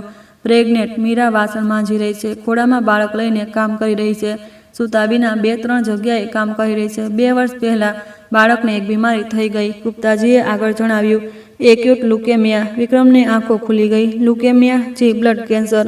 ઇલાજમાં બહુ વધારે ખર્ચ થાય છે. ગુપ્તાજીએ એક બીજો કાગળ ફેરવ્યો. અત્યાર સુધી ઇલાજ પર લગભગ 30 લાખ ખર્ચ થઈ ચૂક્યા છે અને આ આગળના ઇલાજ માટે ઓછામાં ઓછા 20 લાખ વધુ જોઈએ. વિક્રમનો શ્વાસ અટકી ગયો. 30 લાખ? રેસ્ટોરન્ટમાં વાસણ માંજીને કોઈ 30 લાખ કેવી રીતે જમા કરી શકે છે? આ અસંભવ હતું. એટલે જ તે કન્સ્ટ્રક્શન સાઇટ પર કામ કરવા લાગી. ગુપ્તાજીએ કહ્યું, મજૂરીમાં દહાડી વધારે મળે છે, બીજા કામો કરતાં બમણી કમાણી થાય છે. વિક્રમને કન્સ્ટ્રક્શન સાઇટ પર મળેલી મીરા યાદ આવી. પીઠ પર ઈંટો લાદીને સીડીઓ ચડતી ઉતરતી મીરા, સિમેન્ટના ખરડાયેલો ચહેરો, ફાટેલા હાથ, અને આ બધું બાળકને બચાવવા માટે હતું. તેના ઇલાજના પૈસા જમા કરવા માટે હતું. વિક્રમની આંખોમાંથી આંસુ વહેવા લાગ્યા. અજાણ્યામાં વહેલા આંસુ. ચેરમેન સાહેબ, ગુપ્તાજીએ ધીમેથી પોકાર્યું. વિક્રમે હાથથી આંસુ લૂછ્યા. તે માણસ, જી, જેની સાથે મીરાનો ચક્કર હતો, તે માણસ ક્યાં છે? ગુપ્તાજીનો ચહેરો સખત થઈ ગયો. મેં તેના વિશે પણ તપાસ કરી છે. તો ગુપ્તાજી થોડીવાર અચકાયા, પછી ધીમેથી બોલ્યા, ચેરમેન સાહેબ, એવો કોઈ માણસ છે જ નહીં. શું? વિક્રમની આંખો ફેલાઈ ગઈ. મીરાજીના ગેરકાયદેસર સંબંધના કોઈ પુરાવા નથી. બલકે ગુપ્તાજી અટકી ગયા. બલકે શું? બોલો. 8 વર્ષ પહેલાની તે તસવીરો, તેમના બનાવટી હોવાની પૂરી સંભાવના છે. વિક્રમના હાથમાંથી કાગળિયા છૂટી ગયા. તે ફર્શ પર વેરવિખેર થઈ ગયા. બનાવટી? જી. તે વખતે તસવીરો ખેંચવાવાળી જાસૂસી એજન્સીનો પતો લગાવ્યો. તે એજન્સીએ તમારા માજીએ કામ પર રાખી હતી. વિક્રમનો ચહેરો પીળો પડી ગયો. માએ? જી. મને તે એજન્સીના માલિક સાથે વાત કરી. પહેલાં તો તે ચૂપ રહ્યો, પણ પૈસા આવતા જ તેણે બધું ઓકી દીધું. ગુપ્તાજીએ એક ઊંડો શ્વાસ લીધો. તમારા માજીએ તસવીરો બનાવટી બનાવવાનો આદેશ આપ્યો હતો મીરાજીને કોઈ અજાણ્યા માણસ સાથે એવી રીતે દેખાડવા માટે જેમ કે તે સાથે છે. વિક્રમ સૂન થઈ ગયો. તેના પગમાં જાન નહોતી રહી. તે ધમ દઈને ખુરશી પર બેસી ગયો. કેમ? માએ આવું શા માટે કર્યું? આ તો મને નથી ખબર સાહેબ. આ તો તમારે માજીને જ પૂછવું પડશે. વિક્રમે બંને હાથોથી પોતાનો ચહેરો ઢાંકી દીધો. તેનું મગજ સૂન થઈ ગયું હતું. મીરા બેકસૂર હતી. તેનો કોઈ ચક્કર નહોતો. તે મારા બાળકને પેટમાં લઈને ઘરમાંથી કઢાઈ હતી. 8 વર્ષ સુધી એકલા બાળકને પાળ્યો. તે બાળક બીમાર પડી ગયો. તેના ઇલાજના પૈસા જમા કરવા માટે મજૂરી સુધી કરી. અને મેં શું કર્યું? વિક્રમને બહુ દુઃખ થયું. તેનું દિલ ફાટી રહ્યું હતું. ચેરમેન સાહેબ, એક વાત બીજી છે. ગુપ્તાજીએ ધીમેથી કહ્યું. શું? બાળકની હાલત ઠીક નથી. તેને તરત લોહી ચડાવવાની જરૂર છે, પણ સાચો બ્લડ ગ્રુપ નથી મળી રહ્યો. વિક્રમે માથું ઊંચું કર્યું. સાચો બ્લડ ગ્રુપ? જી. અર્જુનને બ્લડ ગ્રુપ થોડો અલગ છે. સામાન્ય રીતે લોહી નથી ચડાવી શકાતું. પરિવારમાંથી કોઈનું લોહી મેચ થવું જરૂરી છે. પરિવાર? આ શબ્દથી વિક્રમનું દિલ ધબક કરતું રહી ગયું. મીરાજીનું લોહી મેચ ન થયું. ટેસ્ટ કરાવ્યો હતો, મેચ ન થયું. વિક્રમ ગભરાઈને પોતાની જગ્યાએથી ઊભો થયો. હોસ્પિટલ ચાલો. જી, હમણાં ને હમણાં હોસ્પિટલ ચાલો. વિક્રમ ચેરમેન ઓફિસમાંથી ભાગ્યો. ગલિયારીમાં દોડ્યો. લિફ્ટની રાહ જોવી તેને મંજૂર નહોતી. તે સીડીઓથી ઉતર્યો. તેનો શ્વાસ ફૂલી ગયો, પણ તે અટકી નહોતો શક્યો. અર્જુન, મારો દીકરો, જેના હોવાની મને ખબર પણ નહોતી, તે મરી રહ્યો છે. વિક્રમ ગાડીમાં બેઠો. જલ્દીથી હોસ્પિટલ ચાલો. ડ્રાઈવરે એક્સિલેટર દબાવ્યું. ગાડી પાગલોની જેમ દોડવા લાગી. વિક્રમ બારીમાંથી બહાર જોઈ રહ્યો હતો. દિલ્હી શહેર ધૂંધળો પસાર થઈ રહ્યો હતો. આંસુઓને કારણે આંસુઓને તેની નજર ધૂંધળી કરી દીધી હતી. મીરા, વિક્રમે ધીમેથી બબડાવ્યું, મને માફ કરી દે, સાચે જ માફ કરી દે. 8 વર્ષનું મોડું થઈ ગયું હતું. આ વર્ષોમાં મીરાએ નરકની જિંદગી જીવી હતી. એકલા, કોઈ સહારા વિના. વિક્રમે દાંત પીસ્યા. મોડું થઈ ગયું હતું, પણ તેણે હવે કંઈક કરવું હતું. તેને તેના દીકરાને બચાવવાનો હતો અને મીરાની માફી માંગવાની હતી. ભલે તે તેને માફ ન કરે. ગાડી હોસ્પિટલની સામે ઊભી રહી. વિક્રમ દરવાજો ખુલે તે પહેલાં જ કૂદી પડ્યો. તે હોસ્પિટલની અંદર દોડ્યો. 5મો માળ, બાળકોનો વોર્ડ, રૂમ નંબર 508. વિક્રમ તે તરફ દોડ્યો. આ વખતે તે પાછળ નહીં હટે. તેને તેના દીકરાને મળવું હતું અને મીરાને પણ બધું જણાવવું હતું કે તેને સત્યની જાણ થઈ ગઈ છે, તેણે કેટલી મોટી ભૂલ કરી હતી. વિક્રમની આંખોમાંથી આંસુ રોકાતા નહોતા. વિક્રમ રૂમના દરવાજે ઊભો રહ્યો. તેના શ્વાસ ફૂલી રહ્યો હતો. દિલ પાગલની જેમ ધબકી રહ્યું હતું. તેને દરવાજો ખોલવો હતો, પણ તેના હાથ એટલા ધ્રુજી રહ્યા હતા કે તે હેન્ડલ પકડી શકતો નહોતો. અંદરથી અવાજ આવ્યો, મીરાનો અવાજ. અર્જુન બેટા, શું ખાવું છે? માં, મારે બટાકા પૂરી ખાવી છે. બાળકના પાતળો અવાજ આવ્યો. બટાકા પૂરી ઠીક છે, માં મંગાવી દેશે. પાકું વચન? હા, વચન. વિક્રમે આંખો બંધ કરી લીધી. એક મા અને દીકરાની એક સામાન્ય વાતચીત, પણ વિક્રમ માટે આ કોઈ ચાકુની જેમ ભોંકાઈ રહી હતી. 8 વર્ષ સુધી તેણે આવી કોઈ વાતચીત સાંભળી નહોતી. તેના દીકરાનો અવાજ. તેને શું ખાવું ગમે છે? તેને શું સારું લાગે છે? તે કંઈ જાણતો નહોતો, કારણ કે તેને તેના અસ્તિત્વની જ ખબર નહોતી. વિક્રમે દરવાજો ખોલ્યો. ખટ. દરવાજો ખુલવાનો અવાજથી મીરાએ માથું ફેરવ્યું. તે થીજી ગઈ. તમે? મીરા ગભરાઈને ઊભી થઈ. તેણે ફરીથી અર્જુનની સામે આવીને તેને ઢાંકી દીધો. તમે ફરી કેમ આવ્યા? મેં કહ્યું હતું ને કે જાઓ. વિક્રમે કોઈ જવાબ ન આપ્યો. તે ધીમે ધીમે રૂમની અંદર આવ્યો, મીરાની સામે ઊભો રહ્યો અને ઘૂંટણીએ બેસી ગયો. ધમ. એક ભારે અવાજ આવ્યો. મીરાની આંખો પહોળી થઈ ગઈ. આ તમે શું કહી રહ્યા છો? વિક્રમે માથું ઝુકાવી દીધું. તે ફ્લોર તરફ જોઈ રહ્યો હતો. મને માફ કરી દે. તેનો અવાજ ધ્રુજી રહ્યો હતો. ખરેખર માફ કરી દે. મીરા ગભરાઈ ગઈ. તેને સમજાતું નહોતું કે શું થઈ રહ્યું છે. તમે અચાનક આવું કેમ કરી રહ્યા છો? ઊભા થાઓ. મને બધું ખબર છે, પડી ગઈ છે. વિક્રમે માથું ઊંચક્યું. તેની આંખો લાલ થતી. આંસુ તેના ગાલ પર વહી રહ્યા હતા. 8 વર્ષ પહેલાં જે થયું, મને બધું ખબર પડી ગઈ છે. મીરાનો ચહેરો પીળો પડી ગયો. શું ખબર પડી ગઈ છે? કે તે મને દગો નહોતો આપ્યો, કે તે તસવીરો બનાવટી હતી. બધું મને ખબર પડી ગઈ છે. મીરાના પગ ધ્રુજી ગયા. તેણે બેડનો કિનારો પકડીને પોતાને સંભાળી અને અર્જુન. વિક્રમે બેડ પર સૂતેલા બાળકને જોયો. અર્જુન મોટી મોટી આંખોથી વિક્રમને જોઈ રહ્યો હતો કે તે મારો દીકરો છે. તે પણ ખબર પડી ગઈ છે. મીરાની આંખોમાંથી આંસુ વહેવા લાગ્યા. તે આંસુ જેને તેણે રોકી રાખ્યા હતા. 8 વર્ષથી પીધેલા આંસુ. હવે આ બધું જાણીને શું ફાયદો? મીરાનો અવાજ ભરાઈ ગયો.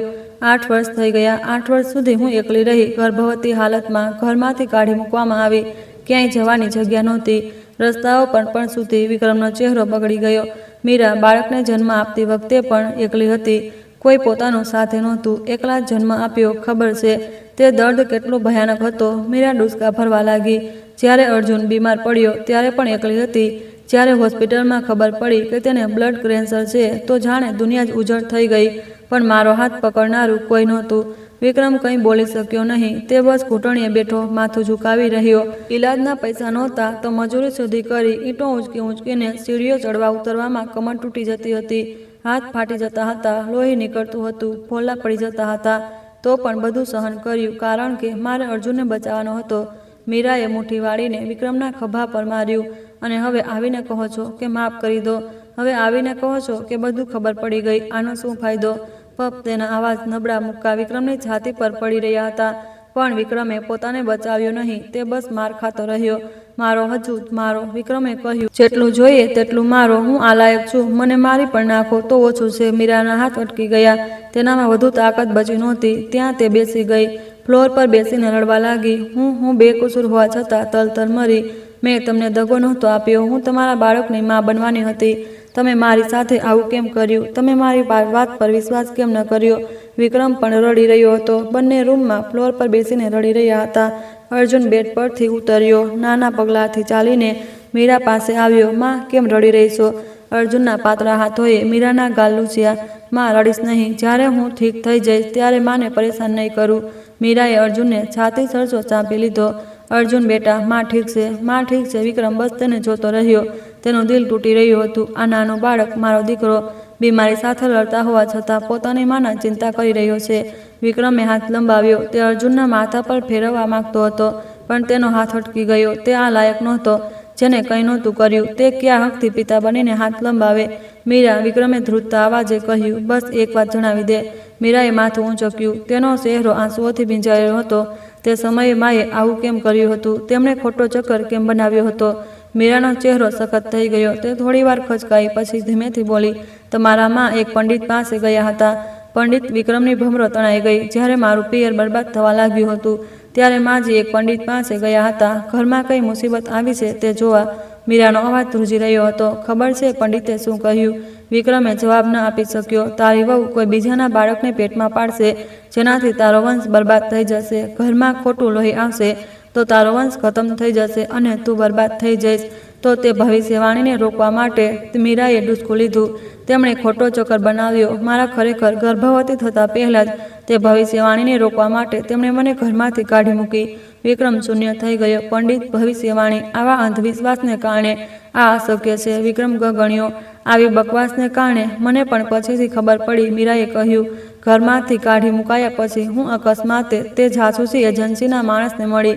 તે નશામાં બબડી રહ્યો હતો કે રાઠોડ મેડમે તેને બહુ પૈસા આપ્યા. વહુના ખોટા ચક્કરની તસવીરો બનાવવા માટે કેટલા પૈસા મળ્યા તે જણાવી રહ્યો હતો. મીરાના હોઠ ધ્રુજવા લાગ્યા.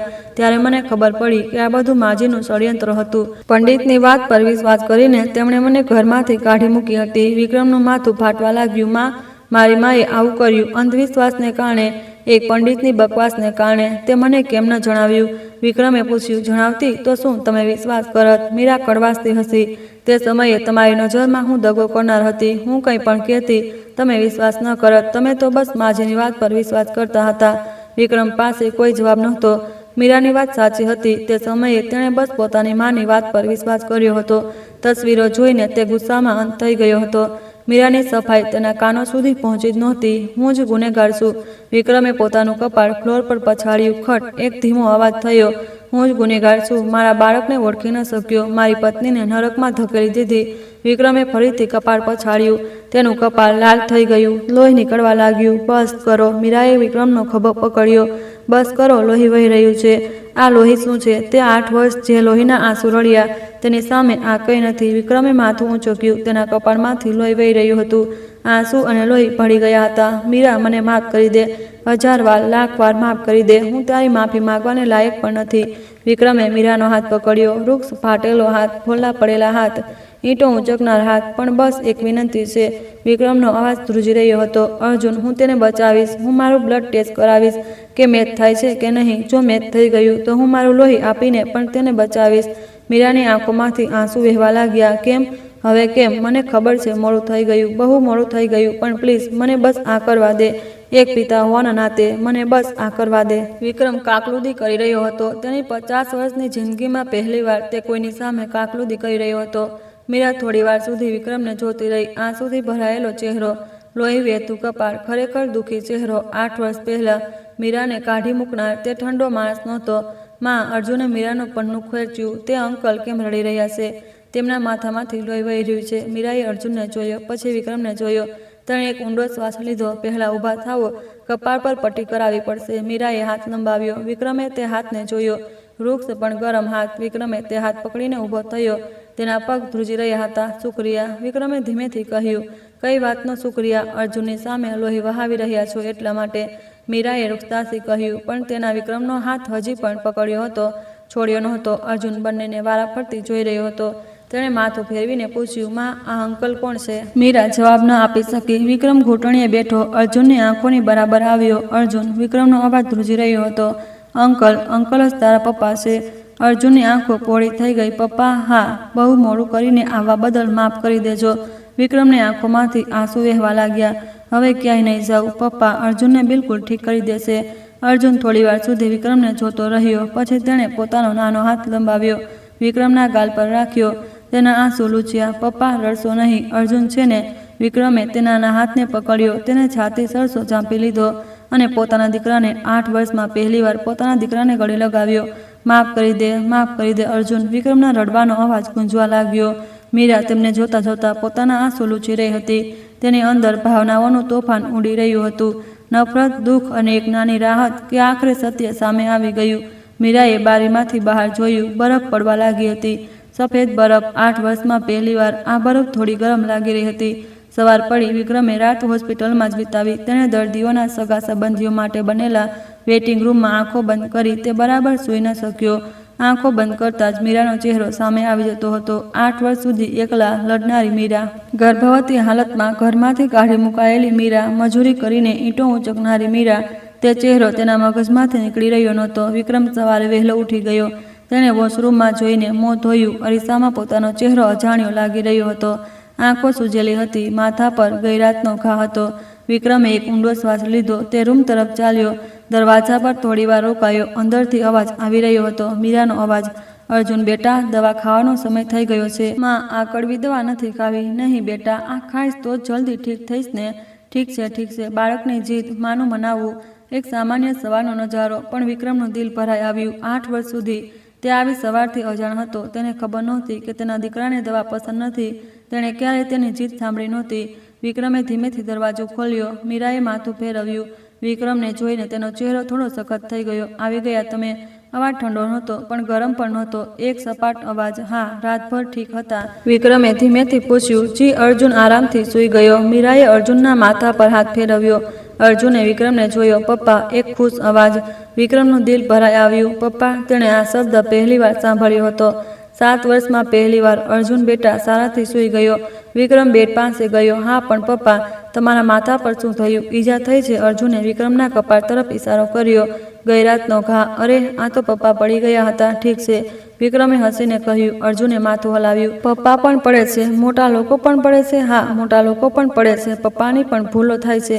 વિક્રમે અર્જુનનો નાનો હાથ પકડ્યો. ગરમ હતો. જિંદગીની ગરમી મહેસૂસ થઈ રહી હતી. પપ્પા, આજે કંઈક સારું ખવડાવો. ખરેખર? શું? અર્જુનની આંખો ચમકી ઉઠી. શું ખાવું છે? ઉમ્મા, બટાકા પૂરી. બટાકા પૂરી? ઠીક છે, પપ્પા સૌથી સારી બટાકા પૂરી મંગાવશે. અર્જુન ખિલખિલાટ હસી પડ્યો. તેનો આગળનો દાંત તૂટેલો હતો. બહુ સુંદર લાગી રહ્યો હતો. વિક્રમ તે હાસ્ય જોઈને દુઃખી થઈ ગયો. આ હાસ્ય મેં 8 વર્ષ સુધી નથી જોયું. તેનું પહેલું હાસ્ય, પહેલું પગલું, પહેલો શબ્દ, મેં બધું જ ખોઈ દીધું. મીરા. વિક્રમે મીરાને જોયું. મારે તારી સાથે કંઈક વાત કરવી છે. મીરા થોડી ખચકાઈ, પછી માથું હલાવ્યું. અર્જુન બેટા, માં બસ બહારથી આવી રહી છે. તું અહીં જ રહેજે. ઠીક છે. હા. બંને રૂમમાંથી બહાર નીકળ્યા. ગલિયારાના છેલ્લે બનેલા વેઇટિંગ એરિયામાં ગયા. વેન્ડિંગ મશીન પાસે એક બેન્ચ પર બેસી ગયા. થોડીવાર ખામોશી રહી. વિક્રમે પહેલાં બોલવાનું શરૂ કર્યું. હું આજે બ્લડ ટેસ્ટ કરાવવા જઈ રહ્યો છું. મીરાએ માથું ફેરવ્યું. Blood test? હા. અર્જુન સાથે મેચ થાય છે કે નહીં તે જોવાનું છે. મીરાની આંખો ડગમગી. જો મારું લોહી મેચ થઈ ગયું તો તરત ટ્રાન્સફ્યુઝન કરાવીશું. જો બોન મેરોની જરૂર પડી તો તે પણ આપીશું. વિક્રમનો અવાજ દ્રઢ હતો. હું મારા શરીરનું બધું જ આપીને પણ અર્જુનને બચાવીશ. મીરા થોડીવાર સુધી ચૂપ રહી. તેણે માથું ઝુકાવી દીધું. તેના ખભા ધ્રુજી રહ્યા હતા. તે રડી રહી હતી. મીરા. વિક્રમે ધીમેથી બોલાવ્યું. કેમ રડી રહી છે? મીરાએ માથું ઊંચક્યું. આંસુ તેના ગાલ પર વહી રહ્યા હતા. 2 વર્ષ થઈ ગયા. શું? અર્જુનને બીમાર થયાને 2 વર્ષ થઈ ગયા. 2 વર્ષ સુધી કોઈ નહોતું. મીરાનો અવાજ ભરાઈ ગયો. જ્યારે હોસ્પિટલમાં ઓપરેશન માટે સહમતિ પત્ર પર સહી કરવાનું કહ્યું, જ્યારે સગા તરીકે સહી કરવાનું કહ્યું, ત્યારે હું એકલી હતી. ધ્રુજતા હાથે એકલા સહી કરી. વિક્રમ કંઈ બોલી ન શક્યો. જ્યારે આઈસીયુમાં મળવા જતી હતી ત્યારે પણ એકલી હતી. અર્જુનને મસૂનથી ઘેરાયેલો જોઈને તેના હાથ પકડનારું કોઈ નહોતું. એકલા રડતી હતી. મીરા ડૂચકા ભરવા લાગી. જ્યારે ઇલાજના પૈસા નહોતા તો સોશિયલ વર્કર સામે કાકલોદી કરતી હતી. ત્યારે પણ એકલી હતી. મજૂરી કરતી વખતે કમરમાં ઈજા થઈ, હલી પણ નહોતી શકતી. ત્યારે પણ એકલી હતી. કોઈ નહોતું. વિક્રમની આંખોમાંથી આંસુ વહેવા લાગ્યા. તેનું દિલ ફાટી રહ્યું હતું. અને હવે મીરાએ વિક્રમને જોયો. હવે આવીને લોહી આપવાની વાત કરી રહ્યા છો? મીરાના હોઠ ધ્રુજવા લાગ્યા. તો આભારી પણ છું અને નારાજ પણ કે હવે કેમ આવ્યા. તે સમયે મારી વાત પર વિશ્વાસ કેમ ન કર્યો. વિક્રમે મીરાનો હાથ પકડ્યો. વૃક્ષ ફાટેલો હાથ, ફોલ્લા પડેલો હાથ. મને માફ કરી દે. વિક્રમનો અવાજ ધ્રુજી રહ્યો હતો. 1000 વાર, લાખ વાર માફ કરી દે. મારે તે સમયે તારી વાત પર વિશ્વાસ કરવો જોઈતો હતો. માની વાત ન સાંભળીને તારી વાત સાંભળવી જોઈતી હતી. મીરાએ કોઈ જવાબ ન આપ્યો. બસ રડતી રહી. વિક્રમ પણ રડી રહ્યો હતો. બંને હોસ્પિટલના ગલિયારામાં બેસીને રડી રહ્યા હતા. આવતા જતા લોકો તેમને જોઈ રહ્યા હતા, પણ તેમને કોઈ પરવા નહોતી. થોડીવાર રડ્યા પછી મીરાએ મોં ખોલ્યું. અર્જુન માટે? હા, અર્જુન માટે એક સારો પપ્પા બનો. મીરાએ આંસુ લૂછતા કહ્યું. 8 વર્ષ સુધી તે પપ્પા વિના મોટો થયો છે. જ્યારે મિત્રો પપ્પાની વાતો કરતા હતા તો તે હંમેશા માથું ઝુકાવી લેતો હતો. મારા પપ્પા વ્યસ્ત છે એટલે નથી આવી શકતા. તે આજ બહાનું બનાવતો હતો. વિક્રમનું દિલ ધક કરીને રહી ગયું. જાણો છો, અર્જુનને સૌથી વધારે શું જોઈએ છે? શું? મિત્રોને પપ્પાનો હાથ પકડીને સ્કૂલે જતા જોવા. માં, મારે પણ પપ્પાનો હાથ પકડીને જવું છે. તે આવું કહેતો હતો. વિક્રમે આંખો બંધ કરી લીધી. અર્જુનનો ચહેરો સામે આવી ગયો. નાનું નબળું બાળક પપ્પાનો હાથ પકડવા માંગતો હતો. તે ઈચ્છા પૂરી ન કરી શક્યો. હું કરીશ, વિક્રમે કહ્યું. હું અર્જુનનો હાથ પકડીને સ્કૂલે પણ જઈશ, કોલેજ પણ જઈશ. એક પિતા તરીકે જે કરવું જોઈએ બધું જ કરીશ. મીરાએ વિક્રમને જોયો. ખરેખર વિક્રમની આંખોમાં સચ્ચાઈ હતી. મોડું થઈ ગયું, પણ હવે હું પિતાનો ધર્મ નિભાવીશ. અર્જુન માટે પણ અને તારા માટે પણ. જિંદગીભર તારું દેવું ચૂકવીશ. મીરા થોડી વાર સુધી વિક્રમને જોતી રહી. પછી તેણે માથું ફેરવ્યું. પહેલા બ્લડ ટેસ્ટ કરાવો, અર્જુનની હાલત નાજુક છે. ઠીક છે. વિક્રમ પોતાની જગ્યાએથી ઊભો થયો. તેણે મીરાને હાથ લંબાવ્યો. ચા સાથે ચાલ. મીરાએ થોડીવાર તે હાથને જોયો, પછી પકડી લીધો. બંને સાથે સાથે ચાલવા લાગ્યા. ટેસ્ટ લેબ તરફ. વિક્રમે લોહી આપ્યું. જ્યારે સોય તેની બાહોમાં ઘૂસી તો તેને દર્દ ન થયું. આ શું છે? મીરાએ 8 વર્ષ જે દર્દ સહન કર્યો છે તેની સામે આ કંઈ નથી. રિપોર્ટ કાલે આવશે, નર્સે કહ્યું. કાલે? અને જલ્દી ન થઈ શકે? વિક્રમે બેચેનીથી પૂછ્યું. જો અર્જન્ટ કરાવીએ તો આજ સાંજ સુધીમાં આવી શકે. તે જ કરાવો. પૈસા જેટલા લાગે હું આપીશ, વિક્રમે દ્રઢતાથી કહ્યું. નર્સે માથું હલાવ્યું. ઠીક છે. તે રૂમમાં પાછા આવ્યા. અર્જુન બેડ પર ડ્રોઈંગ બનાવી રહ્યો હતો. શું બનાવી રહ્યો છે અર્જુન? વિક્રમે પાસે જઈને પૂછ્યું. મારો પરિવાર. અર્જુને ખિલખિલાટ હસતા ડ્રોઈંગ બતાવ્યું. કાગળ પર 3 લોકો બન્યા હતા. એક લાંબો માણસ, એક સ્ત્રી અને એક નાનું બાળક. તેમને હાથ પકડી રાખ્યા હતા. આ પપ્પા, આ મા અને આ હું, અર્જુન ખુશીથી જણાવી રહ્યો હતો. વિક્રમની આંખોમાં આંસુ આવી ગયા. તેણે તેમને પીવાની કોશિશ કરી પણ પી ન શક્યો. બહુ સરસ બનાવ્યું છે અર્જુન. વિક્રમનો અવાજ ધ્રુજી રહ્યો હતો. પપ્પાને પસંદ આવ્યું? હા, બહુ પસંદ આવ્યું. વિક્રમે અર્જુનના માથા પર હાથ ફેરવ્યો. પપ્પા આ ડ્રોઈંગ રાખશે, જિંદગીભર રાખશે. અર્જુન ખિલખિલાટ હસી પડ્યો. મીરા બારી પાસે ઊભી આ બધું જોઈ રહી હતી. તેણે આંસુ લૂછ્યા. તેની અંદર ભાવનાઓનું તોફાન ઉઠી રહ્યું હતું. નારાજગી, દુઃખ અને એક નાની આશા કે કદાચ હવે બધું ઠીક થઈ જશે. શાંત થઈ ગઈ. નર્સ રૂમમાં આવી. વિક્રમસિંહ રાઠોડના સગા, જી હું જ છું. વિક્રમે પોતાની જગ્યાએથી ઊભો થયો. ટેસ્ટ રિપોર્ટ આવી ગઈ છે. ડૉક્ટર સાહેબ તમને સમજાવશે. વિક્રમ અને મીરાએ એકબીજાને જોયું. બંનેના ચહેરા પર તણાવ હતો. તે ડૉક્ટરના રૂમ તરફ ચાલ્યા. દરવાજો ખખડાવ્યો. અંદર આવો. અંદરથી અવાજ આવ્યો. બંને અંદર ગયા. સફેદ કોટ પહેરેલા એક ડૉક્ટર બેઠા હતા. 50-55 વર્ષના. બેસો. ડૉક્ટરે ઇશારો કર્યો. બંને ખુરશી પર બેસી ગયા. ડૉક્ટરે એક ફાઇલ કાઢી. ટેસ્ટનો રિપોર્ટ આવી ગઈ છે. વિક્રમનું દિલ જોર જોરથી ધડકી રહ્યું હતું. પ્લીઝ, પ્લીઝ મેચ થઈ જાય. વિક્રમસિંહ રાઠોડ અને અર્જુનસિંહ રાઠોડનું લોહી. ડૉક્ટર થોડીવાર રોકાયા, પછી હસ્યા. પૂરી રીતે મેચ થાય છે. વિક્રમની આંખોમાંથી આંસુ વહેવા લાગ્યા. મીરા પણ રડી રહી હતી. પિતા અને દીકરામાં પણ આટલો સારો મેચ ઓછો જ જોવા મળે છે. આ કોઈ ચમત્કારથી ઓછું નથી, ડૉક્ટરે કહ્યું. બોન મેરો ટ્રાન્સપ્લાન્ટ પણ થઈ શકે છે? વિક્રમે બેચેનીથી પૂછ્યું. થઈ શકે છે. બલકે અમે એ જ સલાહ આપીશું. આટલો સારો મેચ હોવા પર રિજેક્શનનો ખતરો લગભગ નથી. વિક્રમ ગભરાઈને પોતાની જગ્યાએથી ઊભો થયો. હું હમણાં જ કરાવીશ. મારા બધા હાડકાં પણ આપવા પડે તો હું મારા દીકરાને બચાવીશ. ડૉક્ટરે માથું હલાવ્યું. અમે કાલે જ તૈયારી શરૂ કરી દઈશું. વિક્રમે મીરા તરફ જોયું. મીરા રડી રહી હતી. બંને હાથોથી ચહેરો ઢાંકીને ડૂસકા ભરી રહી હતી. મીરા. વિક્રમે મીરાની સામે ઘૂંટણીએ બેસી ગયો. તેણે મીરાનો હાથ પકડ્યો. અર્જુન બચી જશે. આપણો દીકરો બચી જશે. મીરાએ માથું ઊંચક્યું. આંસુઓથી ભીંજાયેલો ચહેરો, પણ તેના હોઠ પર એક મુસ્કાન હતી. 8 વર્ષમાં પહેલીવાર જોયેલી મુસ્કાન. શુક્રિયા. મીરાએ ધ્રુજતા અવાજે કહ્યું. શુક્રિયા? ખરેખર? વિક્રમે મીરાને ગળે લગાવી લીધી. મીરાએ કોઈ વિરોધ ન કર્યો. બસ વિક્રમને ગળે લાગીને રડતી રહી. 8 વર્ષથી રોકેલા આંસુ, એકલા પીધેલા આંસુ. આજે તે મન ભરીને રડી. વિક્રમે મીરાને કસીને ગળે લગાવી. કસમ ખાધી કે તે અર્જુનને જરૂર બચાવશે અને મીરાનું દેવું તે જિંદગીભર ચૂકવશે. બારીમાંથી સૂરજ ડૂબી રહ્યો હતો. લાલ રોશનીએ આસમાનને રંગી લીધું હતું. 8 વર્ષમાં પહેલીવાર આશાની એક કિરણ દેખાઈ રહી હતી. ઓપરેશનનો દિવસ આવી ગયો. વિક્રમ સવારે વહેલો ઉઠી ગયો. તે લગભગ સૂતો જ નહોતો. તેણે રાત હોસ્પિટલની લોબીમાં વિતાવી હતી. મીરાએ અર્જુન પાસે રહેવું હતું અને વિક્રમે વેઇટિંગ રૂમમાં જાગીને રાત વિતાવી. બહાર અજવાળું થઈ રહ્યું હતું. વિક્રમે વોશરૂમમાં મોં ધોયું. અરીસામાં પોતાનો ચહેરો જોયો. આંખો લાલ હતી. દાઢી વધી ગઈ હતી. સામાન્ય દિવસોમાં તે આવી હાલતની કલ્પના પણ નહોતો કરી શકતો. સમ્રાટ કન્સ્ટ્રક્શનનો ચેરમેન, હંમેશા સાફ સુથરા કપડાં પહેરેલો, એક પરફેક્ટ માણસ. પણ હવે આ બધું જરૂરી નહોતું. અર્જુનને બચાવો, બસ એ જ જરૂરી હતું. વિક્રમે ઓપરેશનના કપડાં પહેર્યા. વાદળી રંગનો દર્દીનો ગાઉન. અરીસામાં પોતાનો ચહેરો અજાણ્યો લાગી રહ્યો હતો. એક ઉદ્યોગપતિની શાન શોકત ક્યાંય નહોતી. તે બસ એક બીમાર દીકરાનો પિતા હતો. એક નર્સ આવી. વિક્રમજી, ઓપરેશનની તૈયારી થઈ ગઈ છે, ચાલો. વિક્રમે માથું હલાવ્યું. ઓપરેશન થિયેટર તરફ જતો ગલિયારો બહુ લાંબો લાગી રહ્યો હતો. દરેક પગલે દિલ જોરથી ધડકી રહ્યું હતું. ગલિયારાના છેડે મીરા અને અર્જુન રાહ જોઈ રહ્યા હતા. અર્જુન વ્હીલચેર પર બેઠો હતો. નાના શરીર પર ઓપરેશનનો ગાઉન. ચહેરો પીળો હતો, પણ આંખોમાં ચમક હતી. પપ્પા. અર્જુને વિક્રમને જોઈને હાથ હલાવ્યો. વિક્રમ અર્જુનની સામે ઘૂંટણીએ બેસી ગયો. તેની આંખોની બરાબર આવ્યો. અર્જુન બેટા, ડર તો નથી લાગતો? થોડો લાગે છે, પણ ઠીક છે, અર્જુને બહાદુરીથી કહ્યું. પપ્પા સાથે છે ને એટલે ડર નથી લાગતો. વિક્રમની આંખોમાં આંસુ આવી ગયા. 7 વર્ષનું બાળક બીમારી સામે લડતા હોવા છતાં આટલો બહાદુર. હા બેટા, પપ્પા સાથે છે. પપ્પા પોતાના હાડકામાંથી સારી વસ્તુ કાઢીને અર્જુનને આપશે. પછી અર્જુને જલ્દીથી ઠીક થઈ જશે. ખરેખર? હા ખરેખર, પપ્પા વચન આપે છે. વિક્રમે પોતાની નાની આંગળી લંબાવી. અર્જુને પોતાની નાની આંગળી તેમાં કસાવી દીધી. નાનકડી આંગળી વિક્રમની આંગળી સામે બહુ નાની. તું જરૂર ઠીક થઈ જઈશ અર્જુન, પપ્પા તારી રક્ષા કરશે. વિક્રમે અર્જુનના કપાળ પર ચુંબન કર્યું. કપાળ ગરમ હતું, તેને તાવ હતો. મીરા પાસે આવી. વિક્રમજી. વિક્રમે માથું ઊંચક્યું. મીરાની આંખો લાલ હતી. લાગી રહ્યું હતું રાતભર રડી છે. ધ્યાન રાખજો, મીરાએ ધીમેથી કહ્યું. બોન મેરો કાઢવું બહુ દર્દનાક હોય છે, સાંભળ્યું છે? કોઈ વાત નહીં.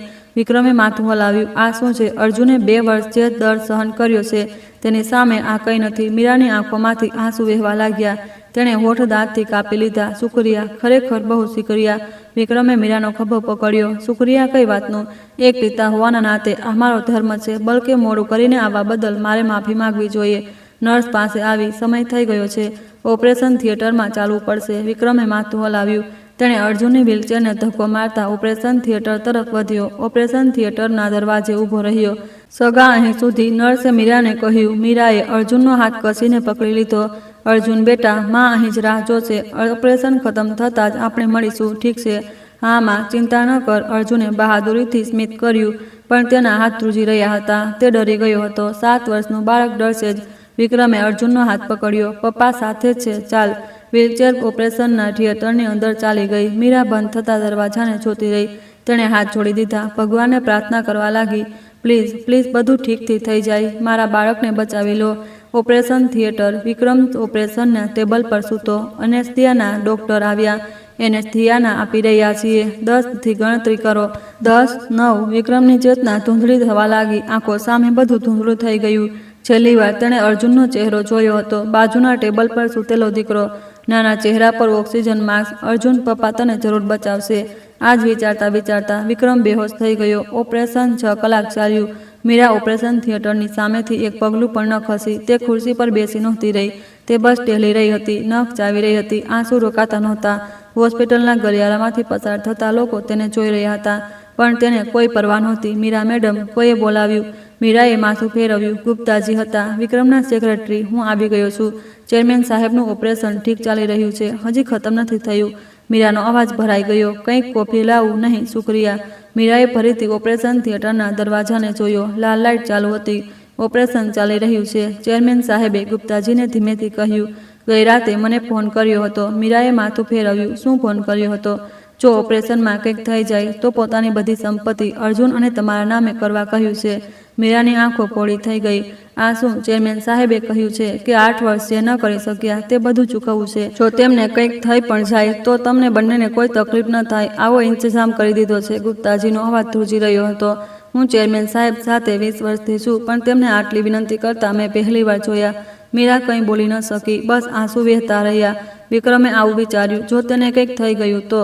એટલે પહેલેથી જ તૈયારી કરી લીધી. પાગલ. મીરાએ ધીમેથી ગણગણ્યું. મેં આ બધું નહોતું માગ્યું. ત્યાં જ ઓપરેશન થિયેટરનો દરવાજો ખુલ્યો. લાલ લાઇટ બંધ થઈ ગઈ અને લીલી લાઇટ ચાલુ થઈ ગઈ. ડૉક્ટર બહાર આવ્યા. માસ્ક ઉતારતા હસી રહ્યા હતા. ઓપરેશન સફળ રહ્યું. મીરાના પગમાં જીવ ન રહ્યો. તે ત્યાં જ બેસી ગઈ. અર્જુન કેવો છે? વિક્રમજી કેવા છે? બંને ઠીક છે. બોન મેરો ટ્રાન્સપ્લાન્ટ પણ સફળતાપૂર્વક થઈ ગયું છે. આટલો સારો મેચ ખરેખર ઓછો જ જોવા મળે છે. ડૉક્ટરે કહ્યું. આ ઉપરવાળાની કૃપા છે. મીરા ફ્લોર પર બેસીને રડી રહી હતી. બંને હાથોથી ચહેરો ઢાંકીને ધ્રુસકે ધ્રુસકે રડી. 2 વર્ષ સુધી એકલા રડી હતી. જે દિવસે ખબર પડી હતી કે અર્જુન બીમાર છે તે દિવસથી ન તો બરાબર સૂતી, ન તો બરાબર ખાધું. બસ ઇલાજના પૈસા ભેગા કરવાની ચિંતા. અને આજે આખરે આશાની એક કિરણ દેખાઈ હતી. શુક્રિયા. મીરા ડૉક્ટરની સામે વારંવાર માથું ઝુકાવી રહી હતી. જલ્દી જ રિકવરી રૂમમાં શિફ્ટ કરીશું. હોશ આવતા પર તેમને મળી શકો છો. ડૉક્ટર કહીને ચાલ્યા ગયા. મીરા ફ્લોર પરથી ઉઠી. તેના પગ ધ્રુજી રહ્યા હતા. ગુપ્તાજીએ તેને સહારો આપ્યો. તમે ઠીક છો? હા, હું ઠીક છું.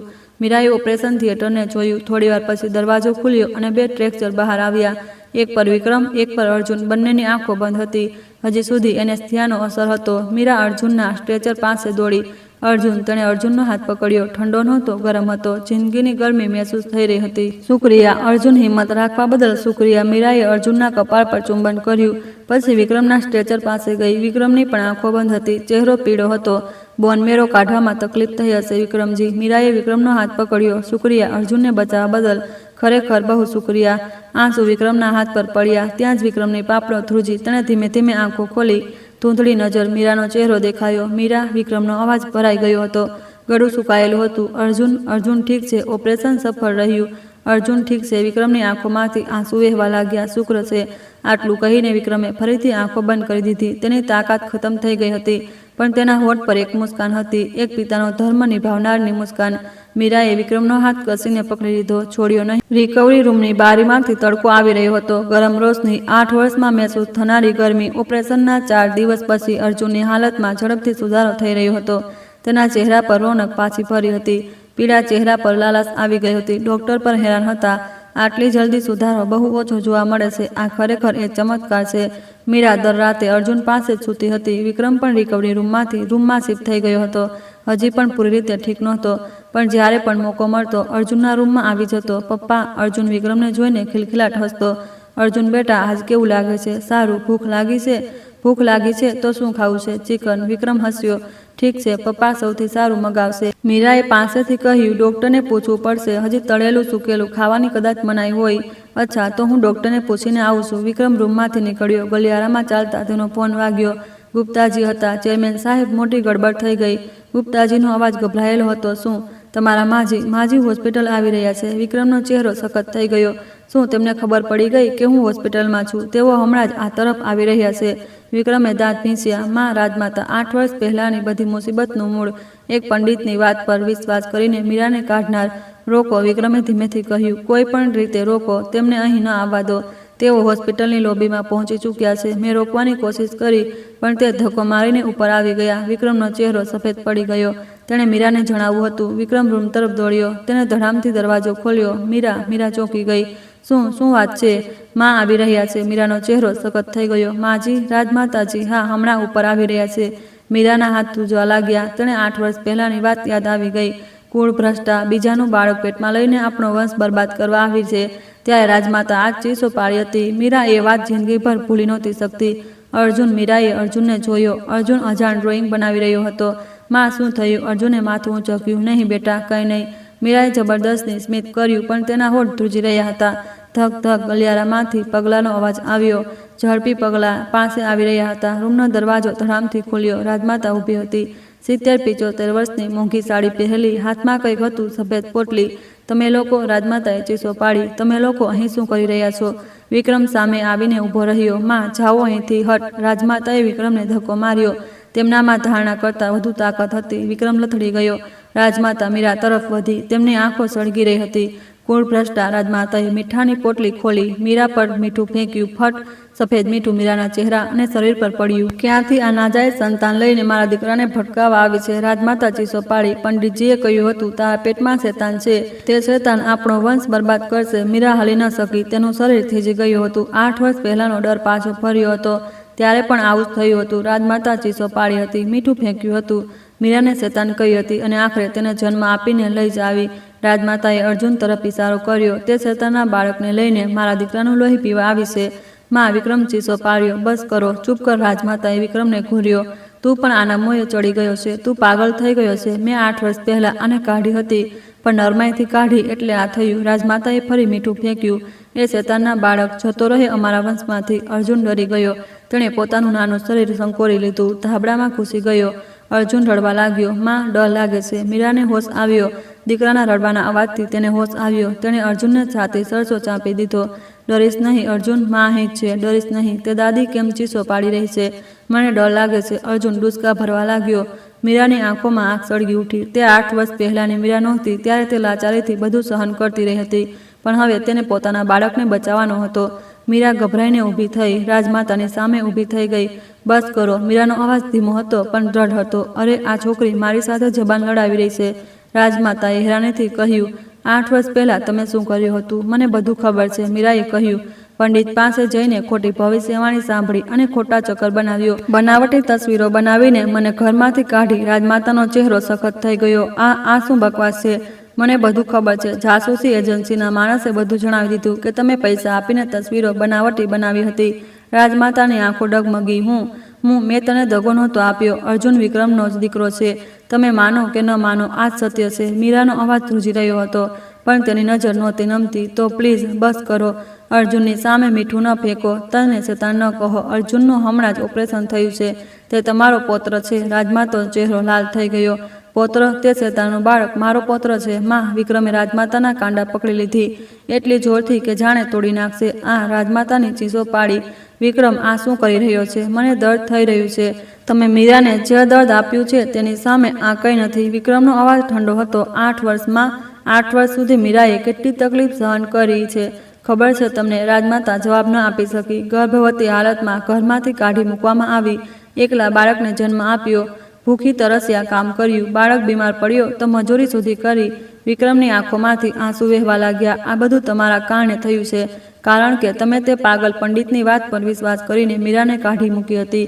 રાજમાતાનો ચહેરો પીળો પડી ગયો. હું તો મારો વંશ બચાવવા માટે. વિક્રમ કડવાશથી હસ્યો. તમે શું બચાવ્યું માં? વહુને કાઢી, પૌત્રને ન અપનાવ્યો. આ વંશ બચવાનો છે. રાજમાતા કંઈ બોલી ન શકી. બસ તેમના હોઠ ધ્રુજી રહ્યા હતા. વિક્રમે ખિસ્સામાંથી એક કાગળ કાઢ્યો, રાજમાતાની સામે ફેલાવ્યો. આ શું છે ખબર છે? રાજમાતાએ કાગળ જોયો. તેમની આંખો પોળી થઈ ગઈ. DNA રિપોર્ટ છે. અર્જુન મારો દીકરો છે. આનો પુરાવો લગભગ 100% છે. રાજમાતાના હાથ ધ્રુજવા લાગ્યા. તેમણે કાગળ પકડવાની કોશિશ કરી, પણ તે પડી ગયો. ફ્લોર પર વેરવિખેર થઈ ગયો. પંડિતને શું કહ્યું હતું? વહુ બીજાનું બાળક પેટમાં પાડશે, જેનાથી વંશ બરબાદ થઈ જશે. પણ અર્જુન મારો દીકરો છે. તમારી તે ભવિષ્યવાણી ખોટી હતી. વિક્રમે રાજમાતાને સીધા જોયા. તમે જેના પર વિશ્વાસ કર્યો તે એક દગો કરનારી બકવાસ હતી. તે બકવાસને કારણે મેં મારી પત્નીને ખોઈ અને મારા દીકરાને ગુમાવવાનો હતો. રાજમાતાના ઘૂંટણ જવાબ દઈ ગયા. તે ફ્લોર પર બેસી ગઈ. નહીં. રાજમાતાએ માથું હલાવ્યું. પંડિતજીએ તો વિક્રમે ઠંડવાથી કહ્યું, જાઓ, ફરીથી મીરા અને અર્જુનની સામે ન આવશો. વિક્રમ! રાજમાતાએ વિક્રમને જોયો. તેમની આંખોમાં આંસુ હતા. હું તો બસ વિક્રમનું ભલું ચાહતી હતી. વિક્રમ હસ્યો. તમારી કારણે મારી જિંદગી બરબાદ થઈ ગઈ. મેં મારો પ્રેમ ખોયો. મારો દીકરાનો ચહેરો ન જોઈ શક્યો. 8 વર્ષ બાદ બરબાદ થઈ ગયા. વિક્રમે રાજમાતા તરફ પીઠ કરી લીધી. જાઓ, ફરી નહીં કહું. રાજમાતા ફ્લોર પર બેસીને રડતી રહી. વિક્રમ પણ તેની પાછળ ફરીને ન જોયું. તે મીરા પાસે ગયો. અર્જુનને છાતી સરસો ચાંપીને, મીરા ઠીક છે?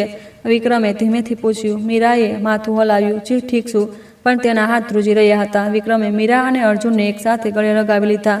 માફ કરજે, માને કારણે તને ફરી તકલીફ થઈ. મીરાએ કોઈ જવાબ ન આપ્યો. બસ વિક્રમને ગળે લગી રાખ્યો. અર્જુનને બંનેની વચ્ચેથી માથું કાઢ્યું. પપ્પા, તે દાદી કેમ રડી રહી છે? વિક્રમે અર્જુનના માથા પર હાથ ફેરવ્યો. દાદીની તબિયત થોડી ખરાબ છે બેટા, તું ધ્યાન ન આપ. દાદી પણ બીમાર છે, મારી જેમ. હા, કંઈક એવું જ. વિક્રમ કડવાશથી હસ્યો. બીમારી શરીરની નહોતી, મનની હતી. પણ બાળકને કેવી રીતે સમજાવે? રાજમાતા લથડતી ઊભી થઈ. કંઈ પણ કહ્યા વિના રૂમમાંથી નીકળી ગઈ. તેમની પીઠ એકલી લાગી રહી હતી, પણ વિક્રમે પાછળ ફરીને ન જોયું. હવે તે માને કારણે નહીં હલે. તેને હવે પોતાના પરિવારની રક્ષા કરવાની હતી. રાજમાતાના ગયા પછી રૂમમાં થોડીવાર શાંતિ રહી. અર્જુન મીરાના ખોળામાં સૂઈ ગયો. રડતા થાકીને સૂઈ ગયો. મીરા અર્જુનના માથા પર હાથ ફેરવી રહી હતી. તેના હાથ હજી પણ ધ્રુજી રહ્યા હતા. વિક્રમ બારી પાસે ઊભો બહાર જોઈ રહ્યો હતો. સૂરજ ડૂબી રહ્યો હતો. લાલ રોશનીએ આસમાનને રંગી દીધું હતું. વિક્રમજી, મીરાએ ધીમેથી બોલાવ્યું. હા, ઠીક છો? વિક્રમ ફર્યો. કડવાશથી હસ્યો. આ સવાલ તો મારે પૂછવો જોઈએ. માએ મીઠું તો તારા પર ફેંક્યું હતું. મીરાએ માથું હલાવ્યું. હું ઠીક છું. 8 વર્ષ પહેલાં જ આ સહન કર્યું હતું. આદત છે. આ વાતથી વિક્રમનું દિલ ફાટી ગયું. આદત? આવી વસ્તુની આદત થઈ ગઈ? કેટલી વાર સહન કર્યું હશે કે આદત થઈ ગઈ? મને માફ કરી દે. વિક્રમ મીરા પાસે આવ્યો. બેડ પાસે બેઠો. માને કારણે તારી પૂરી જિંદગી બરબાદ થઈ ગઈ. મીરાએ કોઈ જવાબ ન આપ્યો. બસ અર્જુનનો ચહેરો જોતી રહી. સૂતેલા બાળકનો ચહેરો શાંત હતો. વિક્રમજી, હા, માજીનું શું કરશો? વિક્રમ થોડીવાર ચૂપ રહ્યો. બારીમાંથી બહાર જોયું. બધું ખતમ કરવું પડશે. ખતમ? હા, આમ નહીં છોડી શકું. વિક્રમ પોતાની જગ્યાએથી ઊભો થયો. હું જરા આવું છું. અર્જુનનું ધ્યાન રાખજે. ક્યાં જઈ રહ્યા છો? ક્યાંક? મીરાની આંખો પહોળી થઈ ગઈ. હજી તમારી તબિયત પણ ઠીક નથી. ઠીક છે, જલ્દી ખતમ કરીને આવું છું. વિક્રમ રૂમમાંથી નીકળી ગયો. ગલિયારામાં ચાલતા ફોન કાઢ્યો. ગુપ્તાજીને ફોન કર્યો. હું બોલી રહ્યો છું. ગાડી તૈયાર કરો, ઘરે ચાલવું છે. 1 કલાક પછી વિક્રમ પોતાના જૂના ઘરની સામે હતો. દિલ્હીના એક પોશ વિસ્તારમાં બનેલો મોટો બંગલો, ઊંચી દિવાલોથી ઘેરાયેલો. ગેટ ખુલ્યો અને ગાડી અંદર ગઈ. મોટો બગીચો, પારંપરિક બંગલો, બાળપણથી અહીં જ રહ્યો હતો. વિક્રમ ગાડીમાંથી ઉતર્યો, મેન ગેટ તરફ વધ્યો. દરવાજો ખુલ્લો હતો. અંદર ગયો. લિવિંગ રૂમમાં રાજમાતા બેઠા હતા. સોફા પર એકલા, આંખો સૂજેલી હતી. લાગી રહ્યું હતું કે રડ્યા છે. આવી ગયો? રાજમાતાએ માથું ઊંચક્યું. અવાજમાં જીવ નહોતો. હોસ્પિટલ વાળો ગુસ્સો ક્યાંય નહોતો. માં! વિક્રમે રાજમાતાની સામે બેસી ગયો. કંઈક કહેવા આવ્યો છું? હા બોલ. રાજમાતાએ માથું ઝુકાવી લીધું. વિક્રમે થોડીવાર પોતાની માને જોયા. 70-75 વર્ષના વૃદ્ધ, વાળ સફેદ થઈ ગયા હતા. ચહેરા પર કરચલીઓ હતી. વૃદ્ધ થઈ ગયા છે. વિક્રમે વિચાર્યું, 8 વર્ષ પહેલા આવા નહોતા, પણ હવે તે દયા ન આવી. માએ જે કર્યું હતું તે માફ કરવા લાયક નહોતું. માં! વિક્રમે બોલવાનું શરૂ કર્યું. હું તમારી સાથે સંબંધ તોડવા આવ્યો છું. રાજમાતાની આંખો પોળી થઈ ગઈ. શું કહ્યું? જે સાંભળ્યું તે જ. આજથી હું તમને માં નહીં કહું. રાજમાતાનો ચહેરો સફેદ પડી ગયો. વિક્રમ, આ શું કહી રહ્યો છે? મારી સાથે સંબંધ તોડીશ? તમે જે કર્યું તેની કારણે. વિક્રમનો અવાજ ઠંડો હતો. 8 વર્ષ પહેલા તમે મીરાને કાઢી. પંડિતની વાત પર વિશ્વાસ કરીને ખોટો ચક્કર બનાવ્યો. રાજમાતાએ હોઠ દાંતથી કાપી લીધા. હું તો મારો વંશ બચાવવા માટે. વિક્રમ હસ્યો. ખબર છે તમને? માં, જેને તમે કાઢી હતી તે વહુ કેવી રીતે રહી? રાજમાતા જવાબ ન આપી શકી. ગર્ભવતી હાલતમાં ઘરમાંથી કાઢી મૂકવામાં આવી. ક્યાંક જવાની જગ્યા નહોતી. રસ્તાઓ પર સૂતી, રેસ્ટોરન્ટમાં વાસણો ઘસ્યા, દુકાન પર રાતની નોકરી કરી. પેટમાં બાળક હતું તો પણ દિવસભર ઊભી રહેતી. વિક્રમનો અવાજ ધ્રુજી રહ્યો હતો. બાળકને જન્મ આપતી વખતે પણ એકલી હતી. કોઈ પોતાનું સાથે નહોતું. એકલા જ જન્મ આપ્યો. કેટલી ડરી હશે, કેટલું દુઃખ થયું હશે. રાજમાતાએ માથું ઝુકાવી લીધું. તેમના ખભા ધ્રુજી રહ્યા હતા. તે રડી રહી હતી. જ્યારે બાળક બીમાર પડ્યો ત્યારે પણ એકલી હતી. જ્યારે ખબર પડી કે તેને બ્લડ કેન્સર છે તો તેની પાસે કોઈ નહોતું. એકલા રડતા ઈલાજના પૈસા ભેગા કરવા માટે મજૂરી સુધા કરી. વિક્રમ પોતાની જગ્યાએથી ઊભો થયો. રાજમાતાની સામે ઊભો રહ્યો. માં, આ બધું તમારા કારણે થયું છે. જો તમે તે પાગલ પંડિતની વાત પર વિશ્વાસ ન કર્યો હોત તો મીરાને આટલી તકલીફ ન થાત. માતાએ માથું ઊંચક્યું. આંસુ તેમના ગાલ પર વહી રહ્યા હતા. વિક્રમ બેટા, મારાથી ભૂલ થઈ ગઈ. માને ખબર છે ભૂલ થઈ ગઈ. મને ખબર હતી. તો હોસ્પિટલમાં આવું કેમ કર્યું? મીરા પર મીઠું કેમ ફેંક્યું? અર્જુનને શેતાન કેમ કહ્યો? રાજમાતા જવાબ ન આપી શકી. બસ રડતી રહી. તમે નહીં બદલાવો માં. 8 વર્ષ વીતી ગયા પણ તમે એવા જ છો. હજી પણ પંડિતની વાતો પર વિશ્વાસ કરો છો. વિક્રમે એક ઊંડો શ્વાસ લીધો. એટલે જ હું સંબંધ તોડી રહ્યો છું. તમારી પાસે રહ્યો તો મીરા અને અર્જુનને ફરી વાર તકલીફમાં થશે અને તેને રોકવાનો આ એક જ રસ્તો છે. રાજમાતાએ વિક્રમનો પગ પકડી લીધો. વિક્રમ બેટા, પ્લીઝ માને ન છોડ. માથી ભૂલ થઈ ગઈ. હવે ક્યારે આવું નહીં કરું. હું વિશ્વાસ ન કરી શકું. વિક્રમે ઠંડાશથી કહ્યું. 8 વર્ષ પહેલા આ જ કર્યું હતું. હવે ક્યારે આવું નહીં કરું. અને આજે ફરી એ જ કર્યું. રાજમાતાના હાથ ધ્રુજવા લાગ્યા. તેમણે વિક્રમનો પગ ન છોડ્યો. વિક્રમ બેટા, માને આમ છોડીશ તો કેવી રીતે થશે? માનો તારા સિવાય છે જ કોણ? તું પણ ચાલ્યો જઈશ તો માં કેવી રીતે જીવશે? વિક્રમ થોડીવાર ખચકાયો. માની લાચારી જોઈને તેનું દિલ પીગળી રહ્યું હતું. પણ મીરાનો ચહેરો સામે આવી ગયો. મીઠાથી સનાયેલો, ડરેલો ચહેરો. ડરતો અર્જુન. વિક્રમે મન પાકું કરી લીધું. માં, વિક્રમે ધીમેથી કહ્યું, 8 વર્ષ પહેલા જ્યારે મીરાને કાઢવામાં આવી હતી તો તે તમારા પગમાં પડીને રડી રહી હતી. માજી, મેં દગો નથી આપ્યો. પ્લીઝ વિશ્વાસ કરો. તે આવી જ રીતે કાકલુદી કરતી હતી. રાજમાતાના ખભા ધ્રુજ્યા. મને ખબર છે તમે શું કહ્યું હતું. ચૂપ કર, કુળ ભ્રષ્ટા જતી રહે. આમ ચીસો પાડીને તેને કાઢી હતી. વિક્રમે રાજમાતાનો હાથ ચાટકી દીધો. મીરાએ જે સહન કર્યું તેની સામે તમારું આ કાકલુદી કરવું કાંઈ જ નથી. મીરા ગર્ભવતી હાલતમાં કાઢવામાં આવી હતી અને તમે આ મોટા ઘરમાં આરામથી રહી રહ્યા છો. રાજમાતા ફ્લોર પર પડી ગઈ. વિક્રમ બેટા, પ્લીઝ માને માફ કરી દે. માં તારા પગમાં પડે છે. જે કહીશ તે કરીશ. વિક્રમે ઠંડાશથી તેને જોયો. આ માફી હું ન આપી શકું. મીરાની માફી માંગો. જો મીરાએ માફ કરી દીધું તો હું વિચારીશ. રાજમાતાએ માથું ઊંચક્યું. મીરાની? હા, મીરા પાસે જઈને માફી માંગો. ખરેખર ઘૂંટણીએ બેસીને કાકલુદી કરો. જો મીરાએ માફ કરી દીધું તો આપણે વાત કરીશું. વિક્રમ ફર્યો. પણ એક વાત યાદ રાખજો. રોકાઈને બોલ્યો. જો મીરાએ માફ ન કર્યું તો બધું ખતમ. જિંદગીભર સંબંધ તોડીને રહીશું. વિક્રમ મેન ગેટ તરફ વધ્યો. પાછળથી રાજમાતાના રડવાનો અવાજ આવી રહ્યો હતો. લાચારી ભર્યો રડવાનો અવાજ. પણ વિક્રમે પાછળ ફરીને ન જોયું. દરવાજો ખોલ્યો અને બહાર નીકળી ગયો. ગાડીમાં બેઠા ગુપ્તાજીએ પૂછ્યું, હોસ્પિટલ ચાલીએ? હા. વિક્રમે માથું હલાવ્યું. બારીમાંથી બહાર જોયું. જૂનું ઘર દૂર થઈ રહ્યું હતું. બાળપણથી રહ્યો હતો. માની યાદોથી ભરેલું ઘર. પણ હવે ત્યાં જવાનું મન નહોતું. મીરા અને અર્જુન જ્યાં તે હતા ત્યાં જ વિક્રમનું ઘર હતું. ગાડી હોસ્પિટલ પહોંચી. વિક્રમ રૂમ તરફ વધ્યો. ધીમેથી દરવાજો ખોલ્યો. મીરા અર્જુન પાસે સૂઈ રહી હતી.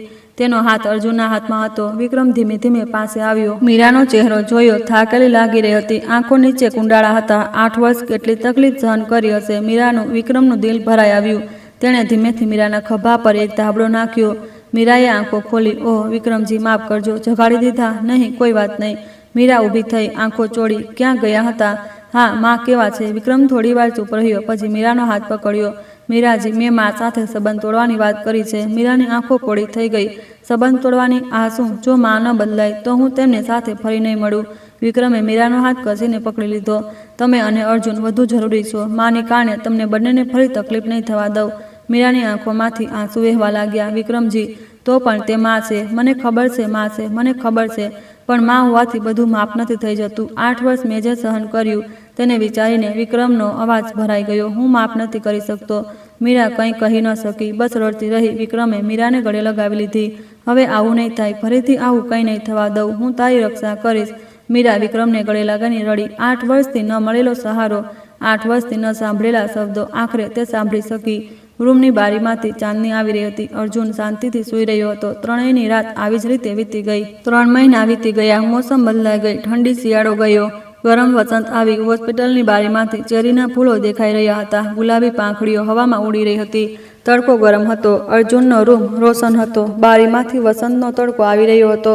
અર્જુન બેડ પર બેઠો હતો. તેના ચહેરા પર રોનક પાછી ફરી હતી. ગાલ ભરાઈ ગયા હતા. આંખો પણ સાફ હતી. 3 મહિના પહેલાથી જ બિલકુલ અલગ. અર્જુન બેટા, ખબર છે આજે શું છે? મીરાએ હસીને પૂછ્યું. રજાનો દિવસ. અર્જુને હાથ ઊંચક્યો. હા, આજે આપણે આખરે ઘરે જઈ રહ્યા છીએ. મીરાની આંખોમાં આંસુ આવી ગયા. ખુશીના આંસુ. 2 વર્ષનો સંઘર્ષ. ખબર નહીં કેટલી રાતો હોસ્પિટલમાં વિતાવી હતી. રડી હતી, બહુ રડી હતી. ઘણીવાર હાર માનવાનું મન કર્યું હતું, પણ તે લડી અને આખરે તે દિવસ આવી ગયો. માં રડી રહી છો? અર્જુને મીરાના ગાલ પર હાથ ફેરવ્યો. નહીં બેટા, નથી રડતી, ખુશીથી. ખુશ થઈને તો કેમ રડીએ છીએ? મોટા લોકો ખુશ થાય છે તો પણ રડે છે. મીરાએ અર્જુનને છાતી સરસો ચાંપી દીધો. નાના શરીરમાંથી જિંદગીની ગરમી મહેસૂસ થઈ રહી હતી. ગરમ હતી. આ ગરમીને બચાવવા માટે કેટલીક તકલીફ સહન કરી હતી.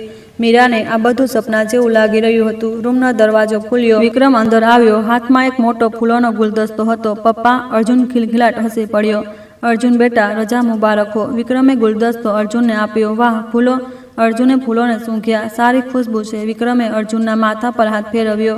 આજથી આપણે ઘરમાં રહીશું. પપ્પા, માં અને અર્જુન સાથે. ખરેખર સાથે રહીશું? અર્જુનની આંખો ચમકી ઉઠી. હા, ખરેખર.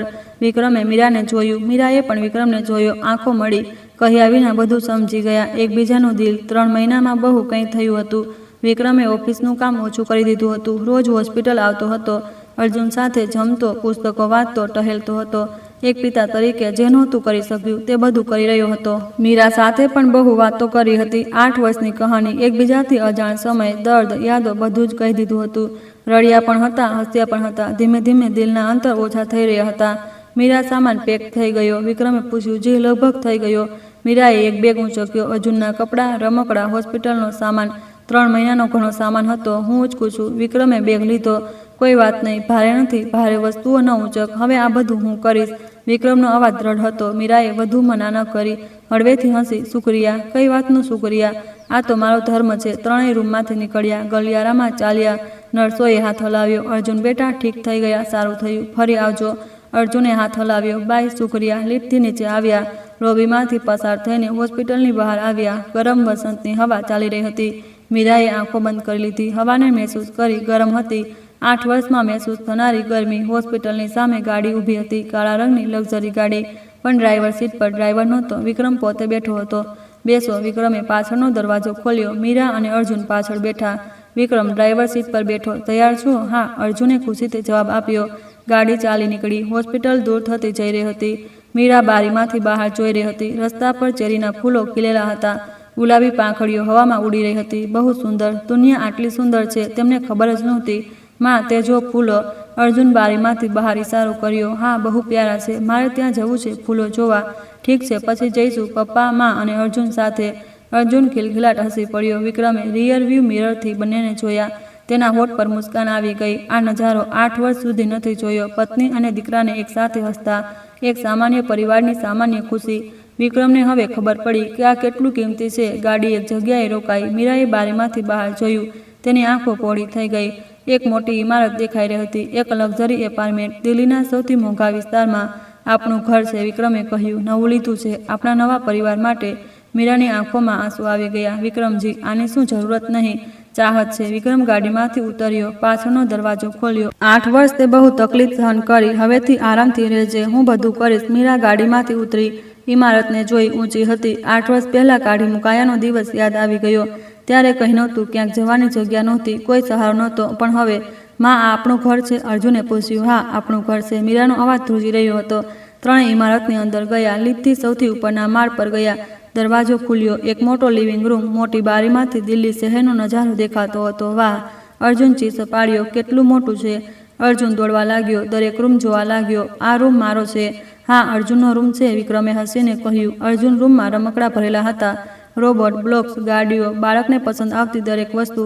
પપ્પા, બેસ્ટ છે. અર્જુન દોડીને વિક્રમને વળગી પડ્યો. વિક્રમે અર્જુનને ખોળામાં ઉંચકી લીધો. આપણા અર્જુનને પસંદ આવ્યું? હા, બહુ પસંદ આવ્યું. વિક્રમ અને અર્જુન હસવા લાગ્યા. મીરા તેમને જોઈ રહી હતી. સપના જેવું હતું. 8 વર્ષથી જોયેલું સપનું. બાળક પપ્પાના ખોળામાં હસી રહ્યો છે. એક સામાન્ય પરિવારનો સામાન્ય નજારો.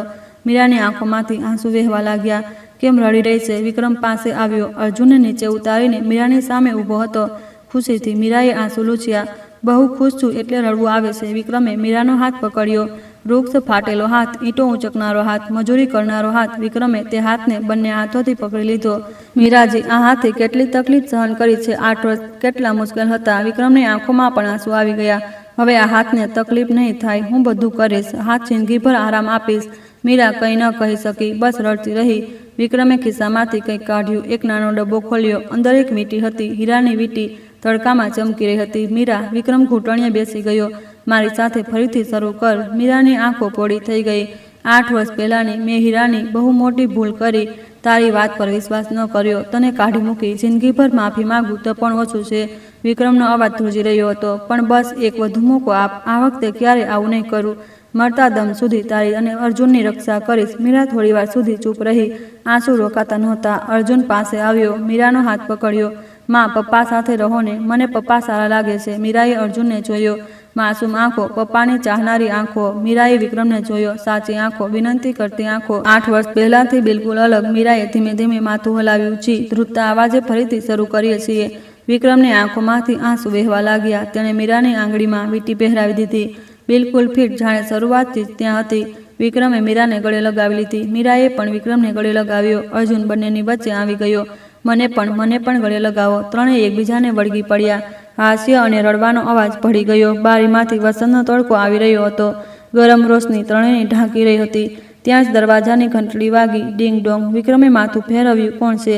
ઇન્ટરકોમ જોયો. સ્ક્રીન પર રાજમાતા ઊભી હતી. વિક્રમનો ચહેરો સફેદ થઈ ગયો. કોણ છે? મીરાએ પૂછ્યું. માં. મીરાનો ચહેરો પીળો પડી ગયો. હું જોઉં છું. તમે લોકો અહીં જ રહો. વિક્રમ મેઇન ગેટ તરફ વધ્યો. દરવાજો ખોલ્યો. રાજમાતા ઊભી હતી. 3 મહિના પહેલાંથી જ ઘણી બદલાઈ ચૂકી હતી. વાળ વધુ સફેદ થઈ ગયા હતા. ચહેરા પર કરચલીઓ ઊંડી થઈ ગઈ હતી. નબળી લાગી રહી હતી. હાથમાં કપડામાં વીંટળાયેલું કંઈક હતું. વિક્રમ. રાજમાતાનો અવાજ ધ્રુજી રહ્યો હતો. કેમ આવ્યા છો? વિક્રમનો અવાજ ઠંડો હતો. મીરાની માફી માંગવા આવીશું. વિક્રમ થોડીવાર ચૂપ રહ્યો. રાજમાતાને જોયા. આંખો લાલ હતી. લાગી રહ્યું હતું રડ્યા છે. અંદર આવો. વિક્રમે રસ્તો આપ્યો. રાજમાતા ધીમે ધીમે અંદર આવી. લિવિંગ રૂમમાં મીરા ઊભી હતી. અર્જુનને પાછળ છુપાવીને. રાજમાતા મીરાની સામે રોકાઈ. થોડીવાર ચૂપ રહી અને ઘૂંટણીએ બેસી ગઈ. ખટ, એક ભારે અવાજ થયો. મીરાની આંખો પોળી થઈ ગઈ. માજી, આ શું કહી રહ્યા છો? મીરા. રાજમાતાનો અવાજ ભરાઈ ગયો. મારાથી ભૂલ થઈ ગઈ. 8 વર્ષ પહેલાં હું પાગલ થઈ ગઈ હતી. પંડિતજીની વાત પર વિશ્વાસ કરીને તને કાઢી મૂકી. રાજમાતાના ખભા ધ્રુજી રહ્યા હતા. તે કેટલી તકલીફ સહન કરી. હવે મને ખબર પડી. ગર્ભવતી હાલતમાં ઘરમાંથી કાઢી મૂકવામાં આવી. કેટલી વસ્તુ મુશ્કેલી હશે. એકલા બાળકને પાળતા કેટલું દુઃખ થયું હશે. રાજમાતાએ ફ્લોર પર માથું ટેકવ્યું. મને માફ કરી દે પ્લીઝ. મને માફ કરી દે. હું જિંદગીભર માફી માગું તો ઓછી છે, પણ બસ એકવાર માફ કરી દે. મેં તે પંડિત પાસે જવાનું પણ છોડી દીધું છે. મંદિરમાં બસ પ્રાર્થના કરું છું. મીરા થોડીવાર સુધી ચૂપ રહી. આંસુ તેના ગાલ પર વહી રહ્યા હતા. 8 વર્ષ સુધી જેનાથી નફરત કરી, 8 વર્ષ સુધી જેને કોસી, તે આજે તેના પગમાં પડી હતી. મીરા રાજમાતા પાસે ગઈ. ઘૂંટણીએ બેઠી. રાજમાતાનો ખભો પકડ્યો. ઊભા થાવો માજી. રાજમાતાએ માથું ઊંચક્યું. આંસુથી ભીંજાયેલો ચહેરો. મીરા, ઊભા થાવો. મીરાએ રાજમાતાને ઊભા કર્યા. બંને સામસામે ઊભ્યા. માજી. મીરાએ ધીમેથી કહ્યું. મેં પણ તમને બહુ કોસ્યા, બહુ નફરત કરી કે તમે મારી સાથે આવું કેમ કર્યું. મારી વાત પર વિશ્વાસ કેમ ન કર્યો. રાજમાતાએ માથું ઝુકાવી દીધું. પણ હવે લાગે છે, મીરાનો અવાજ ધ્રુજી રહ્યો હતો, કે તમે પણ દુઃખી હતા. પંડિતની વાતમાં આવીને ખોટો નિર્ણય કરી લીધો. તો 8 વર્ષ કેટલી તકલીફમાં રહ્યા હશો. રાજમાતાની આંખોમાંથી આંસુ વહેવા લાગ્યા. મીરા, હું માફ કરું છું. મીરાએ કહ્યું. તમને તમારા માટે માફ નથી કરી રહી. અર્જુન જોઈ રહ્યો છે. હું અર્જુન માટે એક ખરાબ દાદી નથી ઈચ્છતી. એટલે માફ કરી રહીશું. તો આજ પછી જિંદગીભર અર્જુનનું દેવું ચૂકવજો. રાજમાતાએ મીરાને ગળે લગાવી લીધી. શુક્રિયા, શુક્રિયા. બંને ગળે લાગીને રડ્યા. વિક્રમ તેને જોઈ રહ્યો હતો. તેણે આંસુ લૂછ્યા. અર્જુને વિક્રમનો હાથ પકડ્યો. પપ્પા, દાદી કેમ રડી રહી છે? દાદીને માની માફી માંગવી છે એટલે માફી માંગે તો રડે છે. હા, જ્યારે ખરેખર માફી માંગે છે તો રડે છે. અર્જુને માથું હલાવ્યું. હું પણ માની માફી માંગીશ તો રડીશ. વિક્રમે અર્જુનના માથા પર હાથ ફેરવ્યો. હા, મારો અર્જુન બહુ સારો છે. રાજમાતાએ આંસુ લૂછતા કપડું ખોલ્યું. અંદર ખાવાનું હતું. મીરાને જે પસંદ છે તે બનાવ્યું છે. 8 વર્ષ પહેલાં તેને શું પસંદ હતું મને યાદ છે. મીરાની આંખોમાંથી ફરી આંસુ આવી ગયા. માજી, હવે રોજ બનાવીશ. પૌત્રને પણ સારું સારું ખાવાનું બનાવીશ. રાજમાતાએ અર્જુનને જોયા. અર્જુન બેટા, હું દાદી છું. દાદી સારું સારું ખાવાનું ખવડાવશે. અર્જુને રાજમાતાને જોયા અને હસ્યો. દાદી, મને બટાકાપૂરી પસંદ છે. રાજમાતા રડતા રડતા હસી પડી. હા બેટા, દાદી બટાકાપૂરી બનાવશે. 5 લોકો એક સાથે બેઠા. લિવિંગ રૂમની ટેબલ પર રાજમાતાનું લાવેલું ખાવાનું ખાધું. હસી ખુશીનો માહોલ હતો. વિક્રમ પોતાના પરિવારને જોઈ રહ્યો હતો. પત્ની, દીકરો, માં અને 8 વર્ષ પછી ફરીથી મળેલો પરિવાર. તેનું દિલ ભરાઈ આવ્યું. બારીમાંથી ચેરીના ફૂલો ઉડી રહ્યા હતા. ગુલાબી પાંખડીઓ હવામાં નાચી રહી હતી. ગરમ વસંતનો દિવસ. વિક્રમે મનમાં વિચાર્યું, મારી જિંદગીના સૌથી ઠંડા શિયાળામાં કન્સ્ટ્રક્શન સાઇટની ધૂળમાં મને એક હીરો મળ્યો. 8 વર્ષથી ખોવાયેલો હીરો. મને મારી બાકીની જિંદગી તે હીરાને સાચવવામાં અને બચાવવામાં વીતશે. વિક્રમ મીરાનો હાથ પકડ્યો. વીંટી ચમકી રહી હતી. મીરાએ પણ વિક્રમનો હાથ કસીને પકડી લીધો. અર્જુન બંનેની વચ્ચે હસ્યો. પાપા, માં, આઈ લવ યુ. ત્રણેયનું હાસ્ય ઘરમાં ગુંજવા લાગ્યું. ગરમ વસંતનો દિવસ, એક નવી શરૂઆત. જો આજની કહાની તમારા દિલના કોઈ ખૂણામાં એક નાનકડા શ્વાસની જેમ વસી ગઈ છે તો આગળ પણ અમે તમારી જિંદગીમાં એક શાંત સુકૂન બનીને આવીશું. સબસ્ક્રાઇબ અને લાઇકથી અમને બહુ હિંમત મળે છે. અમે કહાનીના પાત્રો માટે એક પ્યારો કમેન્ટ જરૂર છોડજો. દુઆ છે કે તમારો આજનો દિવસ વધુ ખુશાલ હોય. આ હતી જિંદગીની કહાની. ધન્યવાદ.